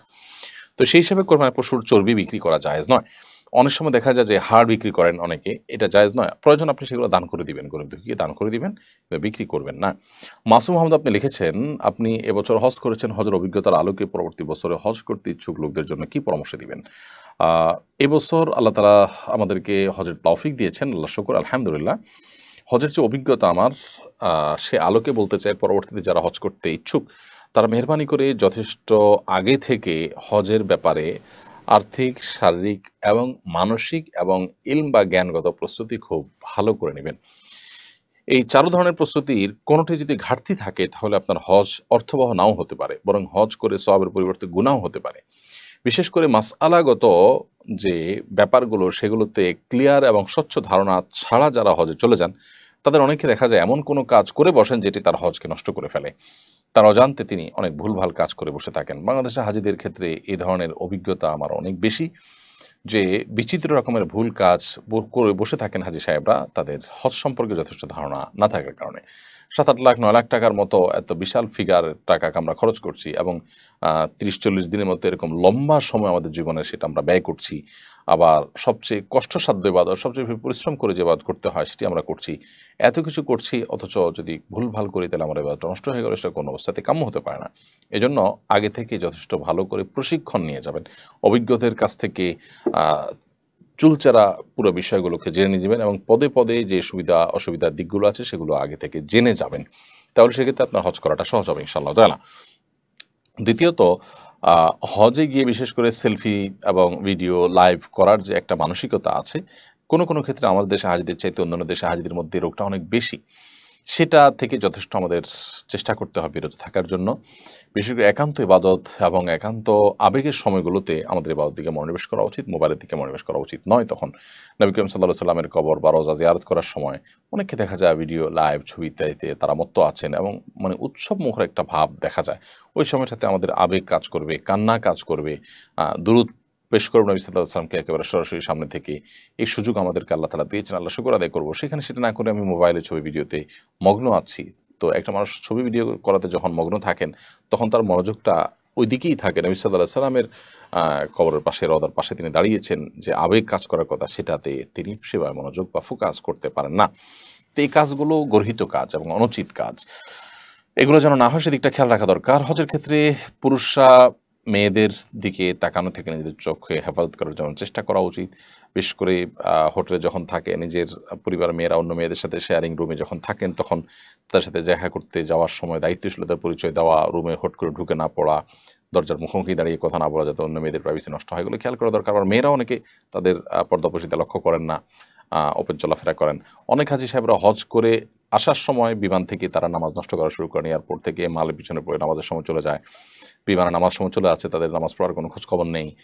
অনেকে আছেন বিমানে বসে বসে ফিল্ম দেখতে দেখতে দেশে আসেন। তো এগুলো খুবই গর্হিত বিষয় এবং এগুলো হজকে নষ্ট করে। হজ মাবরুর হওয়ার জন্য সবচেয়ে গুরুত্বপূর্ণ বিষয় হলো পরোপকারী হওয়া, মানুষের কল্যাণকামী হওয়া। অনেকে আছেন যে হজের মধ্যে তওয়াফ করতে, সাই করতে গিয়ে মিনাতে, মুজদালিফাতে, আরাফাতে ঠেলাঠেলি করেন, কম্পিটিশন করে অন্যকে পেছনে ফেলে নিজে এগিয়ে যাওয়ার জন্য প্রয়োজনে ধাক্কা দেন এবং এমনভাবে যান যে আশপাশ মানুষের কষ্টের কারণ হয়। এগুলো আসলে আমাদের হজকে নষ্ট করে দেয়। একজন মানুষ মাবরুর বা ভালো হজ করার জন্য হাজিদেরকে, অন্যান্য সহযাত্রীদেরকে উপকার করার চেষ্টা করবেন, অন্যের জন্য ছাড় দেওয়ার মানসিকতা রাখবেন, নিজে একটু পিছনে গিয়ে অন্যকে এগিয়ে দেওয়ার চেষ্টা করবেন, নিজে কোনো একটা সুযোগ না নিয়ে আরেকজনকে অগ্রাধিকার দিবেন। এ ধরনের মানসিকতা ছাড়া মাবরুর হজ করা কোনোদিন সম্ভব হয় না। বেশিরভাগ হাজিরাই এই ক্ষেত্রে ধরা খেয়ে যান, অর্থাৎ তারা মাবরুর হজই হওয়ার জন্য যা দরকার সেই জায়গাটাতে তারা ফোকাস ফেলতে পারেন না। তো সবসময় চেষ্টা করা দরকার যে আমার গায়ের ধাক্কা যেন কার গায়ে না লাগে, যথেষ্ট বিনয়ের সাথে আমি চলবো, কেউ অন্যায় করেছে আমি ক্ষমাসুন্দর দৃষ্টিতে দেখবো, আল্লাহর জন্য সবর করব, সব ক্ষেত্রে আমি মানুষ উপকার করা, কল্যাণ কামনা করার চেষ্টা করব। এই জিনিসটা আমার হকে মাবরুর হজ করার তৌফিক এনে দেবে ইনশাআল্লাহ তাআলা। আব্দুল আহাদ মণ্ডল আপনি লিখেছেন, কোরবানির গোশত বিতরণের সঠিক নিয়ম কি? 3 ভাগে গোশত বিতরণ করা কি আবশ্যক? 3 ভাগে বিতরণ করা আবশ্যক না হলেও এটা উত্তম, এতে কোনো সন্দেহ নেই। আজকাল অনেকে এই মাসআলা জেনে এরপর গরিব দুঃখীদের কার কোরবানি দিচ্ছে না, সবগুলো নিজেদের ফ্রিজে ভরে ফেলছেন। এটা উচিত নয়। 3 ভাগে ভাগ করা এটা যেমন আবশ্যক নয়, কেউ গরিবদেরকে একটু বেশি দিলেন সেটা জায়েজ আছে, আর নিজে একটু কম খেলেন সেটা জায়েজ আছে, কোনো অসুবিধা নেই, অথবা বিপরীত করলেন সেটাও জায়েজ আছে। কিন্তু 3 ভাগে বিভক্ত করা, নিজে কিছু খাওয়া, পাড়া প্রতিবেশী আত্মীয়স্বজনকে কিছু দেওয়া, গরিব দুঃখীদের কিছু দেওয়া, এভাবে 3 ভাগে ভাগ করা বিষয়ে বিভিন্ন বর্ণনা রয়েছে, আয়াতের মধ্যে কোরআন কারীমের মধ্যে ইঙ্গিত রয়েছে। জোবায়ের আহমদ আপনি লিখেছেন, হজে গিয়ে যারা মারা গেছেন তারা কি নিশ্চিত জান্নাতি? হজে গিয়ে মারা গেলে নিশ্চিত জান্নাতি এভাবে বলার সুযোগ আসলে নেই। শুধু হজে নয়, অন্য কোনো ক্ষেত্রেই কেউ মারা গেলে নিশ্চিত জান্নাতি কিংবা নিশ্চিত জাহান্নামী এরকম কোনো মন্তব্য করার সুযোগ আসলে নেই। আম্মাজান আয়েশা রাদিয়াল্লাহু তাআলা আনহা নবী সাল্লাল্লাহু আলাইহি ওয়াসাল্লামের সঙ্গে ছিলেন একবার, একটা বাচ্চার লাশ নিয়ে যাওয়া হচ্ছে, তিনি মন্তব্য করেছেন যে তয়রুম মিন তুয়ুরিল জান্নাহ, এটি তো জান্নাতের পাখিগুলোর মধ্যে থেকে একটি পাখি। নবী সাল্লাল্লাহু আলাইহি ওয়াসাল্লাম তাকে নিষেধ করেছেন এই ধরনের মন্তব্য করতে, কারণ জান্নাতে কে যাবেন না যাবেন এটি আসলে চূড়ান্তভাবে আল্লাহ তাআলার সিদ্ধান্তের উপর নির্ভর করে। বান্দার নেকামল দেখে বা তার একটা ভালো মৃত্যু দেখে আমরা সুধারণা করতে পারি। একজন মানুষ হজ করতে করতে মারা গিয়েছেন, সন্দেহাতীতভাবে এটি একটা ভালো মৃত্যু, একটি সুধারণা তৈরি করে লোকটা হয়তো জান্নাতি ইনশাআল্লাহ তাআলা। সেই তার সুধারণা করা, পোষণ করা, সেই সান্ত্বনা গ্রহণ করা, তার ব্যাপারে ভালো ধারণা করা, এটা আমরা করতেই পারি। বাট এর বাইরে তাকে নিশ্চিত জান্নাতি বলার কোনো সুযোগ কিন্তু নেই। নবী করিম সাল্লাল্লাহু আলাইহি ওয়াসাল্লাম তিনি একবার কোনো একটা জেহাদে এক ব্যক্তির মৃত্যুর পর সাহাবীদের যখন তার সম্পর্কে জান্নাতি বা শহীদ এরকম মন্তব্য তারা যখন করছিলেন, নবী সাল্লাল্লাহু আলাইহি ওয়াসাল্লাম সেখানেও তাদেরকে নিষেধ করেছেন। পরবর্তীতে দেখা গেল যে লোকটি মারা গিয়েছেন জেহাদে করতে করতে তিনি মারা গেলেন, স্বাভাবিকভাবে তিনি শহীদ মনে হচ্ছিল, কিন্তু দেখা গেল পরবর্তীতে খোঁজ খবর নিয়ে যে লোকটি আত্মহত্যা করে, অর্থাৎ কোনো একটা আঘাতপ্রাপ্ত হয়ে কষ্ট সহ্য না করতে পেরে তিনি আত্মহত্যা করে মারা গিয়েছেন। তো দেখুন, আত্মহত্যা করে মারা গেলে তিনি জাহান্নামী হয় সাধারণত।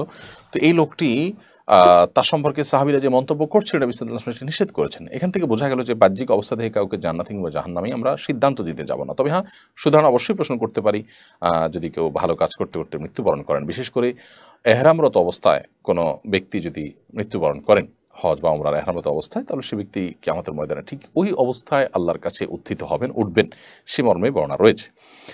আশিক মণ্ডল লিখেছেন, দব্বা একমুখী ঢোল, এটি দফ মূলত, দব্বা নয়, যাই হোক, বাজানো কি ইসলামে জায়েজ? এক হুজুর বলেছেন এটি ইসলামী সঙ্গীতের সাথে এবং কোনো সম্মানীয় ব্যক্তিকে ওয়েলকাম করার জন্য ব্যবহার করা যেতে পারে। দফ ব্যবহার করার একটা সেরাই জায়গা হলো বিয়ে শাদী। বাচ্চারা বিয়ে শাদীতে আনন্দ করার জন্য বিভিন্ন শ্লোক বা ভালো কথামালা আছে, ভালো কথা আছে, এরকম কোনো গান যদি খালি মুখে তারা গায়, পাশাপাশি দফ বাজাতে চায়, তো সেটি বা করতে পারে। এর বাইরে সাধারণত অন্য কোনো ইসলামী গজল বা এই জাতীয় কোনো কিছুর সাথে দফের আওয়াজ যুক্ত করা জায়েজ বলে আমার জানা নেই। যদি কেউ বলে থাকেন তার কাছ থেকে একটু প্রমাণ জানার চেষ্টা করবেন। মারুফ হাসান লিখেছেন, গোপালগঞ্জের এক এলাকা একটি গাছ নাকি কথা বলে, সবাই সেখানে ভিড় করে, এটা কি সম্ভব? ব্যাপারে ইসলাম কি বলে? বহুত আলোচনা হয়েছে, আমি দেখেছি সোশ্যাল মিডিয়াতে, অনেকেই প্রশ্ন করছেন আজকেও। প্রথম কথা হলো যে আল্লাহ সুবহানাহু ওয়া তাআলার কাছে তো অসম্ভব কোনো কিছুই নয়, সব কিছুই আল্লাহ তাআলার কাছে সম্ভব। কিয়ামতের ময়দানে মানুষের হাত মুখ যখন কথা বলবে তখন মানুষ আশ্চর্য হয়ে বলবে যে এরা কথা বলছে, তখন আল্লাহ তাআলা সে প্রসঙ্গে বলেছেন যে সেদিন মানুষের অঙ্গ প্রত্যঙ্গগুলো বলবে যে আনতাকানাল্লাহুল্লাযী আনতাকা কুল্লা শাই, আজকে সে আল্লাহ আমাদের কথা বলার শক্তি, বাকশক্তি দিয়ে দিয়েছেন, যিনি সব বস্তুকে বাকশক্তি দিয়েছেন, অন্য সবাইকে বাকশক্তি, যাদের বাকশক্তি আছে তাদেরকে দিয়েছেন, আমাদেরকে আল্লাহ সেভাবে দিয়েছেন। তো এটা আল্লাহর জন্য অসম্ভব কিছু না। বিশেষ করে কিয়ামতের আগে গাছ কথা বলবে, কোনো গাছের আড়ালে কোনো ইহুদি লুকিয়ে থাকলে তখন গাছ বলে দিবে যে আমার আড়ালে ইহুদি লুকিয়ে আছে, হে মুসলিম, তাকে তুমি হত্যা করো। তো এরকম বর্ণনা রয়েছে। কিন্তু এখন আমাদের বর্তমান পরিস্থিতিতে বিশেষ যে ঘটনাকে কেন্দ্র করে এই ধরনের আলোচনা চলছে, বেশিরভাগ ক্ষেত্রে এই ধরনের ঘটনা আমাদের দেশে কিছুদিন পর পর এই ধরনের এ জাতীয় ঘটনা শোনা যায়। এগুলো বেশিরভাগ ক্ষেত্রেই মানুষের নিছক ধারণা থাকে এবং গ্রামের মানুষের মধ্যে কৌতূহল থেকে সবাই একটা মানসিক ব্যাপার হয়ে দাঁড়ায় যে সবাই যখন বলছে তখন তার মনে হয় যে হ্যাঁ কিছু একটা সে শুনতে পাচ্ছে, এরকম হয় বেশিরভাগ ক্ষেত্রে। বাকি এক্ষেত্রে কী ঘটেছে অ্যাকচুয়াল আমি সেটা জানি না, তবে আল্লাহ সুবহানাহু ওয়া তাআলার জন্য সব কিছুই সম্ভব। দ্বীনের অনেক বিষয় নিয়ে আজকাল অনেক তরুণরা, অনেক নামধারী মুসলমানরা ট্রল করেন, তারা আসলে পরিপূর্ণভাবে দ্বীন বুঝেননি, ইসলাম এবং ঈমান তারা বুঝেননি, নিজেকে সেভাবে আল্লাহর কাছে সুপর্দ করতে পারেনি, যার কারণে তাদের মধ্যে এই ধরনের মানসিকতা তৈরি হয়। আব্দুল মুবিন আপনি লিখেছেন, আমাদের সমাজে কেউ একবার হজ করলে তাকে হাজি বলা হয়, একাধিকবার হজ করলে তাকে আলহাজ বলা হয়। হাজি আর আলহাজে আসলে কি কোনো পার্থক্য আছে? নামের শুরুতে হাজি বা আলহাজ লেখার বিধান কি? শেষ থেকে শুরু করি। নামের শুরুতে আলহাজ বা হাজি লেখার কোনো যৌক্তিকতা নেই, বরং আমি হজ করেছি এটা জাহির করা মানসিকতা থেকে যদি এরকম করেন তাহলে সে তার হজের সব তো পাবেই না, বরং সেটি গুনাহের কারণ হবে এবং এটা খুব বাজে একটা নজির হবে। আর অন্যরাও যদি তাকে হজ করে এসেছেন সেই হিসাবে হাজি বলে সম্বোধন করেন, সেটাতে দোষের কিছু নেই। বাট এটা নামের অংশ হয়ে যেতে পারে না যে সব জায়গায় আপনার কাগজে কলমে খাতায় পত্রে পোস্টারে বিভিন্ন জায়গায় নামের শুরুতে আলহাজ বা হাজি লেখা হবে। এটা মোটেও ভালো কোনো কালচার নয়। বিশেষ করে এখানে প্রদর্শন ইচ্ছা বা প্রদর্শন প্রিয়তা, প্রদর্শনের মানসিকতাটা এখানে ফুটে ওঠে, বিশেষ করে যারা এরকম লেখেন নিজেদেরটা। আর একবার হজ করলে হাজি, দুইবার হজ করলে আলহাজ, অর্থের দিক থেকে এই পার্থক্যটা একেবারে হাস্যকর। কারণ আরবি গ্রামার ব্যাকরণ যারা বুঝেন তারা বলতে পারবেন হাজি এবং আলহাজের ভিতরে একবার বা একাধিকবার হজ করার মতো কোনো পার্থক্যের বিষয় এখানে নেই। দুইটার অর্থ একই, হাজি যিনি হজ করেছেন, আলহাজ মানে যিনি হজ করেছেন। সেটা একবার হজ করলেও প্রযোজ্য হবে, বহুবার হজ করলেও একই কথা প্রযোজ্য হবে।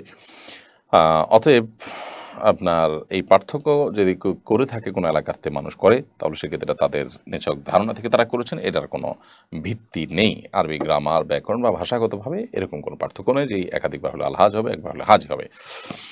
ইব্রাহিম লিখেছেন, আমাদের সন্তানরা কন্টেন্ট ক্রিয়েটরদের রং ঢঙে জীবন দেখে লেখাপড়ার আগ্রহ হারিয়ে সেদিকে ঝুঁকছে। ইউটিউব, টিকটক, ফেসবুক থেকে তাদেরকে কীভাবে দূরে রাখা সম্ভব পরামর্শ কামনা করছি। এগুলো থেকে দূরে রাখার জন্য মা বাবারা তাদেরকে সময় দিতে হবে এবং সমাজে যে সমস্ত সমস্যা হচ্ছে, এই যে সমস্ত ছেলেপেলেরা বখাটে হয়ে যাচ্ছে, খারাপ দিকে চলে যাচ্ছে, নানা নেশা আপনার আসক্ত হয়ে তাদের জীবনকে ধ্বংস করছে, ইমানকে ধ্বংস করছে, তাদের বিষয়ে সন্তানদেরকে সতর্ক করা এবং মা বাপ যথেষ্ট এন্টারটেনমেন্টের ব্যবস্থা, ফিজিক্যাল এক্সারসাইজের ব্যবস্থা, সন্তানদের সাথে গল্প করা, তাদের সাথে খেলাধুলা করা, ঘুরতে বের হওয়া, তাদেরকে সময় দেওয়া, এই জিনিসগুলো যত বেশি করবেন এবং দিনই চেতনা তাদের মধ্যে যত বেশি প্রথিত করতে পারবেন, তত বেশি এগুলো থেকে সন্তানকে দূরে রাখা সম্ভব হবে। না হলে সন্তানরা দিন শেষে এ ধরনের বিষয়গুলোতে আসক্ত হয়েই যাবে। আরিফুল ইসলাম লিখেছেন, আমাদের দেশে কিছু কিছু এলাকায় শ্বশুরবাড়ি থেকে জামাই বাড়ি কোরবানি পশু পাঠানো হয়, যদি জামাই যদি শ্বশুরের পাঠানো পশু কোরবানি করলে তার কোরবানি আদা হবে কিনা। এগুলো কোরবানির আগে আমরা বারবার উত্তর দিয়েছি। তারপর প্রশ্ন এসেছে জামাই জন্য যদি শ্বশুর কোরবানির পশু পাঠায় তাহলে সেটা যদি তিনি কোরবানি করেন তো কোরবানি তার হবে কিনা। এটি নির্ভর করবে যে এটি আসলে যৌতুক হিসেবে তিনি নিয়েছেন কিনা অথবা সমাজের প্রথা প্রচলন অংশ হিসাবে নিয়েছেন কিনা। তাহলে সেক্ষেত্রে কোরবানি আদায় তো দূরের কথা, এটি তার জন্য গুনাহের বিষয় হবে। আর যদি ব্যাপারটা এরকম হয় যে না শ্বশুরের অঢেলা আছে, শ্বশুরও জামাইকে দেন, জামাইও শ্বশুরকে দেন, এখানে পারস্পরিক আদান প্রদান হয়েছে এবং কোনো প্রকার সামাজিক চাপ ছিল না, চাও পাওয়া ছিল না, তারপরেও তারা খুশি হয়ে দিয়েছেন, তাহলে সেক্ষেত্রে এটা আদায় দিয়ে কোরবানি করলে কোরবানি আদায় হয়ে যাবে। কিন্তু এই কালচারটাকে উৎসাহিত করা উচিত যে শ্বশুর কেন দিবে, প্রয়োজনে জামাই দিবে। শ্বশুর থেকে নেওয়ার কালচার আর শ্বশুর দেওয়ার কালচারটা বন্ধ হওয়া দরকার। এই জন্য যে এটি যখন প্রতিষ্ঠিত হয়ে যায় তখন গরিব অভাবী শ্বশুর যারা থাকেন, দুস্থ অসহায় যারা থাকেন, সেই মানুষগুলোর উপর একটা চাপ সৃষ্টি হয় দেওয়ার জন্য। এই জন্য এই কালচারটাকে নিরুৎসাহিত করা উচিত এবং উভয় পক্ষকে এবারে দায়িত্বশীল আচরণ করা উচিত। আব্দুল কাদের লিখেছেন, আমার দোকানের পাশে মদের দোকান আছে, মানুষ অনেক সময় জিজ্ঞেস করে মদের দোকানটা কোথায়। আমি যদি তাকে না বলি সে উল্টাপাল্টা কথা বললে খারাপ কাজে দিক নির্দেশনা দেওয়া হবে। আবার বললে আবার খারাপ কাজ দিক নির্দেশনা দেওয়া হবে, এক্ষেত্রে আমার করণীয় কি? আব্দুল কাদের ভাই, আপনি এই সমস্ত ক্ষেত্রে যদি তাকে না বলেন তাহলে সেক্ষেত্রে অবশ্যই আপনার জন্য ভালো যে আপনি যদি না বলে থাকতে পারেন। আর যদি উল্টাপাল্টা কথা বলে তার উল্টাপাল্টা কথার জন্য সে আল্লাহর কাছে দায়ী থাকবে। তবে দোকান ওই দিকে এটা যদি আপনি দেখায় দেন তো এটা এক প্রকার পথ প্রদর্শন হচ্ছে। আবার অপর দিক থেকে আপনি না বললেও সে কোনো না কোনোভাবে খুঁজে বের করে নেবে। যদি এমন হয় যে আপনি কোনোভাবে অ্যাভয়েড করার সুযোগ আছে তাহলে অ্যাভয়েড করাটাই আপনার জন্য সেফ হবে এবং নিরাপদ হবে। এতে তার যদি উল্টাপাল্টা বলার থাকে বলবে সে, বরং এটাতে এক ধরনের দাওয়াত হয়ে যাবে যে আপনি এটাকে হারাম মনে করেন একজন মুসলমান হিসেবে। নোমায়ের আল মাহদি আপনি লিখেছেন, বিয়ে করতে দেরি হচ্ছে, বিয়ের আগ পর্যন্ত চরিত্র হেফাজত রাখার উপায় কি? বিয়ের আগ পর্যন্ত চরিত্র হেফাজত করার উপায় হলো মেয়েদের সাথে উঠা বসা, সংশ্লেষ, তাদের সাথে একান্ত আলাপচারিতা, এগুলো একান্ত প্রয়োজন হলে নির্জনতা অ্যাভয়েড করে ফিতনার দুয়ারগুলো বন্ধ করে সেটি করা উচিত। আর তা না হলে চরিত্র হেফাজত করা কঠিন হয়ে যায়। এবং এরকম কোনো জায়গা না যাওয়া, যে জায়গায় গেলে নিজের চরিত্র হেফাজত করা কঠিন হবে, চোখের হেফাজত করা, এরকম বিষয় না দেখা, এরকম প্ল্যাটফর্মে না যাওয়া, যে প্ল্যাটফর্মে যে পরিবেশে গেলে নিজের চরিত্র হেফাজত করা কঠিন হয়, চোখের হেফাজত করা কঠিন হয়। আল্লাহ বলেছেন লা তাকরাবুজ জিনা, তোমরা জিনার কাছেও যেও না, কারণ এই অপরাধটি এমন যে কাছে গেলে মানুষ সেখানে পতিত হওয়ার আশঙ্কা তৈরি হয়। আর এমনিতে বিয়ে দ্রুত হওয়ার জন্য উদ্যোগী হওয়া দরকার, উপার্জন করা দরকার এবং যথাসম্ভব তাড়াতাড়ি বিয়ের ব্যবস্থা করা দরকার, যাতে করে চরিত্র হেফাজত হয়। চরিত্র হেফাজতের সবচেয়ে বড় মহৌষধ সেটি। শাইখুল ইসলাম লিখেছেন, রাতে নখ কাটলে নাকি ঘরে বরকত হয়, এটা কতটুকু সত্য? সম্পূর্ণ কুসংস্কারের জন্য কথা। রাত বা দিনে নখ কাটার মধ্যে কোনো পার্থক্য নেই। দিনেও নখ কাটা যেতে পারে, রাতেও নখ কাটা যেতে পারে, এটা কোনো নিষিদ্ধ কোনো বিষয় নয়। সুমাইয়া মজুমদার আপনি লিখেছেন, মাথা ব্যথা দূর করার জন্য কোনো দোয়া বা আমল আছে কি না, দয়া করে জানাবেন। মাথা ব্যথা নয়, শুধু শরীরে যে কোনো জায়গায় যদি ব্যথা হয় আমরা ওষুধ সেবন যেমন করতে পারি, নবী সাল্লাল্লাহু আলাইহি ওয়াসাল্লাম বলেছেন তাদাও, তোমরা যে কোনো রোগে আক্রান্ত হলে ওষুধ সেবন করো, নবী সাল্লাল্লাহু আলাইহি ওয়াসাল্লাম নির্দেশ করেছেন। অতএব ওষুধ সেবন করা, চিকিৎসা গ্রহণ করা এটি সুন্নাহ। পাশাপাশি আল্লাহ তাআলার কাছে দোয়া করবো একজন ইমানদার, কারণ ওষুধেরই যে সব ক্ষমতা আছে তা নয়। কত ওষুধ কাজ করে না, আবার কতজনের ওষুধ ছাড়া আল্লাহ তাআলা সুস্থ করে দেন। তো ইমানদার আল্লাহর অলৌকিক সাহায্য পাওয়ার আশায় তিনি আল্লাহ সুবহানাহু ওয়া তাআলার কাছে দোয়া করবেন ব্যথা দূরের জন্য। যে কোনো ব্যথা দূরের জন্য নবী সাল্লাল্লাহু আলাইহি ওয়াসাল্লাম সেখানে একটা দোয়া আছে, আউযু বিইজ্জাতিল্লাহি ওয়া কুদরাতিহি মিন শাররি মা আজিদু ওয়া উহাযির। আবার বলছি, যেখানে ব্যথা হয় সেই জায়গাটা ধরে, মাথা হলে মাথা, যে জায়গায় হোক সেখানে ধরে এই দোয়া পড়া, আউযু বিইজ্জাতিল্লাহি ওয়া কুদরাতিহি মিন শাররি মা আজিদু ওয়া উহাযির। 7 বার এই দোয়াটা আমরা পাঠ করব। যে কোনো জায়গায় ব্যথা হবে সেই জায়গাটা ধরে ইনশাআল্লাহ তাআলা ব্যথা দূর করবেন। দাবিদ লি এই আইডি থেকে আপনি লিখেছেন, ওয়াশিং মেশিনে নাপাক জামা কাপড় ধোয়ার বিধান কি? ওয়াশিং মেশিনে যদি একদিক থেকে পানি আসে আর একদিক থেকে যায়, পানি আসার পর সেটা জমে এবং ফ্যান এর মাধ্যমে সেটি ঘুরে জামা কাপড়, এরপরে যথেষ্ট সেটাকে একদম শুকিয়ে ফেলা হয় চিবিয়ে, আর পানিগুলো চলে যায়। তো বিসমিল্লাহ বলে আপনি সুইচ দিয়েছেন, এভাবে একবার ধোয়া হয়ে গেলো, 2 বার ধোয়া হয়ে গেলো, 3 বার ধোয়া হয়ে গেলো, বা যদি হয় তাহলে সেক্ষেত্রে কাপড় পাক হয়ে যাবে, কোনো অসুবিধা নেই। আরিফুল ইসলাম আপনি লিখেছেন, আমাদের দেশের কিছু এলাকা শ্বশুরবাড়ি থেকে জামাই বাড়িতে কোরবানি পশুটার উত্তর দিয়েছি। আপনি ফয়সাল হাসান লিখেছেন, কোনো মুসলমানকে কোনো অমুসলিমের রক্ত শরীরে গ্রহণ করতে পারে, এবার শরীরে কোনো নিষেধাজ্ঞা আছে কিনা? কোনো মুসলিম যদি কোনো অমুসলিমের রক্ত শরীরকে গ্রহণ করেন সেটি নাপাক হয়ে যাবে না বা কোনো গুনাহ হয়ে যাবে না, সেই দৃষ্টিকোণ থেকে এবার কোনো নিষেধাজ্ঞা নেই। মোহাম্মদ হোসেন আপনি লিখেছেন, আলোচিত ছাগলকাণ্ডে ধৃত সরকারি কর্মকর্তার মেয়ে বলছে তার বাবাকে সে দেখে ছাড়বে, তার বাবাকে সে ছাড়বে না, অথচ সেও তার বাবার অন্যায় উপার্জনের সুফল ভোগী। সন্তান কি বাবা সম্পর্কে এমনটা বলতে পারে? এবার শরীয়ত কি বলে? দেখুন, বাবা কিংবা মা বা বড় ভাই বা পরিবারের কোনো সদস্য অন্যায় করলে আপনি সে অন্যায়কে অন্যায় বলবেন, এটুকু তো ঠিক আছে। বাবা অন্যায় করেছেন দেখে সেটাকে আমি ন্যায় বলবো, তা তো হতে পারে না, এটা তো ঠিক আছে, এতটুকু চলে। বাট যদি বাবার অন্যায়ের সুবিধাভোগী আপনি নিজেও হন, তাহলে সেক্ষেত্রে আপনি বাবা বিপদে পড়েছেন বা ধরা খেয়েছেন, কিংবা যে কোনো, আমরা জানাল যে কোনো ব্যক্তির জন্যই বলছি, যে এরকম করে পরিস্থিতি তৈরি হয়েছে যে বাবা বিব্রত করা একটা পরিস্থিতি আছেন, এই সুবাদে আপনি আপনারও মান সম্মান গেছে সেই অজুহাত তুলে আপনি তাকে দেখে ছাড়বেন বলছেন, সেটা অবশ্যই গ্রহণযোগ্য নয়। মূলত এ ধরনের বিষয়গুলো আমাদের সমাজের বাস্তব রূপকে বারবার আমাদের সামনে ফুটিয়ে তোলে। কোরআনে আল্লাহ তাআলা বলেছেন, ইয়াওমা ইয়াফিরুল মারউ মিন আখিহি ওয়া উম্মিহি ওয়া আবিহি ওয়া সাহিবাতিহি ওয়া বানি। মানুষ সেদিন মা বাবা সন্তান স্বামী স্ত্রী পরস্পর থেকে কিয়ামতের দিন পলায়ন করার চেষ্টা করবে। কারণ এই প্রিয়জনরা কেউ দেখে যদি নেকামল চেয়ে বসে, কেউ যদি কোনো পাপের দায় নিতে বলে, এজন্য একে অন্যকে দেখে আত্মগোপন করবে এবং লুকিয়ে ছাপিয়ে পালিয়ে বেড়ানোর চেষ্টা করবে। তো এ ধরনের পরিস্থিতি কিয়ামতের দিন হবে। অথচ দুনিয়াতে আমরা দেখতে পাই যে মানুষ যে সন্তান সন্ততির জন্য, পরিবারের জন্য অন্যায়ভাবে উপার্জন করেন, হারাম উপার্জন করেন, একটা পর্যায়ে সেই সন্তান সন্ততি তার সেই পাপের দায় নিতে চান না। কিয়ামতের ময়দানে কোত্থেকে নেবেন? দুনিয়াতেই অনেকে সেটিকে অস্বীকার করেন।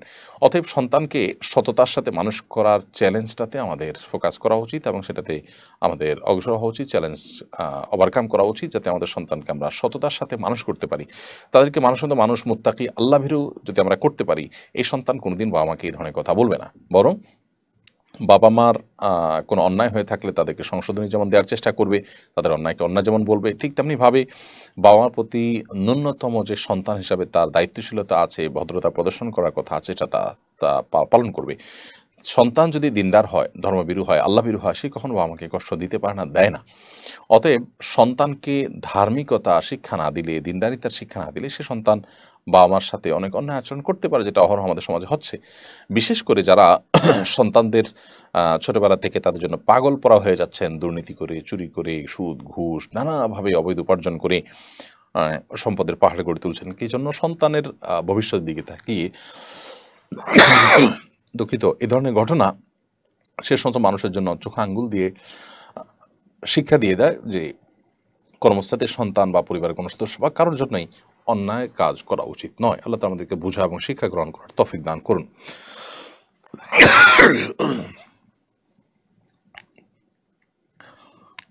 মারজান আহমেদ আপনি লিখেছেন, হজের মতো একটা ইবাদত করতে গিয়ে অনেকে কন্টেন্ট তৈরি করে সে ভিডিও পাবলিশ করে উপার্জন করে, এটা কতটুকু সঙ্গত? অবশ্যই হজের মতো ইবাদতকে উপার্জনের মাধ্যম বানানো এবং সেখানে গিয়ে আপনার আত্মপ্রচারণা লিপ্ত হওয়া, এটা নিন্দনীয় কাজ, অনুচিত কাজ, মোটেও এটা উচিত নয়। নাজমুল ইসলাম আপনি লিখেছেন, আমি উপকূলীয় এলাকার মানুষ, রাসেলস ভাইপার নামক সাপ নিয়ে আতঙ্কে আছি। সাপ থেকে বাঁচার একটি দোয়ার কথা শুনি, এটা কি সঠিক? ভাই নাজমুল ইসলাম, সুনান আবু দাউদ, নাসাই এবং আহমদে বিশুদ্ধ সূত্রে বর্ণিত হয়েছে নবী সাল্লাল্লাহু আলাইহি ওয়াসাল্লাম থেকে যে তিনি একটা দোয়া শিক্ষা দিয়েছেন, যে দোয়ার মধ্যে বিভিন্ন ক্ষয়ক্ষতি থেকে আল্লাহ তাআলার কাছে আশ্রয় প্রার্থনা শিক্ষা দেওয়া হয়েছে এবং সেই দোয়াতে সাপে কাটার মাধ্যমে কারোর মৃত্যু যেন না হয় সেজন্য আল্লাহর কাছে আশ্রয় প্রার্থনা করা হয়েছে। দোয়াটা সঠিক। দোয়াটা হলো আল্লাহুম্মা ইন্নী আউযু বিকা মিনাল হাদমি ওয়া আউযু বিকা মিনাত তারাদ্দি ওয়া আউযু বিকা মিনাল গারকি ওয়াল হারাকি ওয়া আউযু বিকা মিন আন নামুতা লাদিগা। যার অর্থ হলো, হে আল্লাহ, আমি কোনো ওয়াল চাপায় অথবা উপর থেকে পড়ে গিয়ে মৃত্যু, ওয়াল চাপায় মৃত্যু, কিংবা পানিতে ডুবে মৃত্যু, কিংবা কোনো আগুনে পুড়ে মৃত্যু, কিংবা কোনো সাপে কাটায় মৃত্যুবরণ থেকে আমি আপনার কাছে পানাহ চাই। অথবা এই মর্মে দোয়া করাটা বিশুদ্ধ হাদিস দ্বারা প্রমাণিত। প্রিয় দর্শক, দেখতে দেখতে আমাদের অনুষ্ঠানের একেবারে শেষ প্রান্তে আমরা পৌঁছে গেছি, বিধায় আজকে বোধহয় এখানে শেষ করতে হচ্ছে। ইনশাআল্লাহ বিদিনিল্লাহ, আল্লাহ যদি তৌফিক দান করেন, আগামী সপ্তাহে একই অনুষ্ঠান আপনাদেরকে একই সময় দেখার আমন্ত্রণ আমরা জানাচ্ছি। আল্লাহ তাআলা যাদেরকে বাঁচিয়ে রাখেন, সেদিন আবার দেখা হবে। সে পর্যন্ত আল্লাহ তাআলা সবাইকে সুস্থ রাখুন, নিরাপদ রাখুন, সে দোয়া আল্লাহ তাআলার কাছে ব্যক্ত করে আজকে এখানে শেষ করছি। জাযাকুমুল্লাহ খাইর। আসসালামু আলাইকুম ওয়া রাহমাতুল্লাহি ওয়া বারাকাতুহু। আস-সুন্নাহ ফাউন্ডেশন।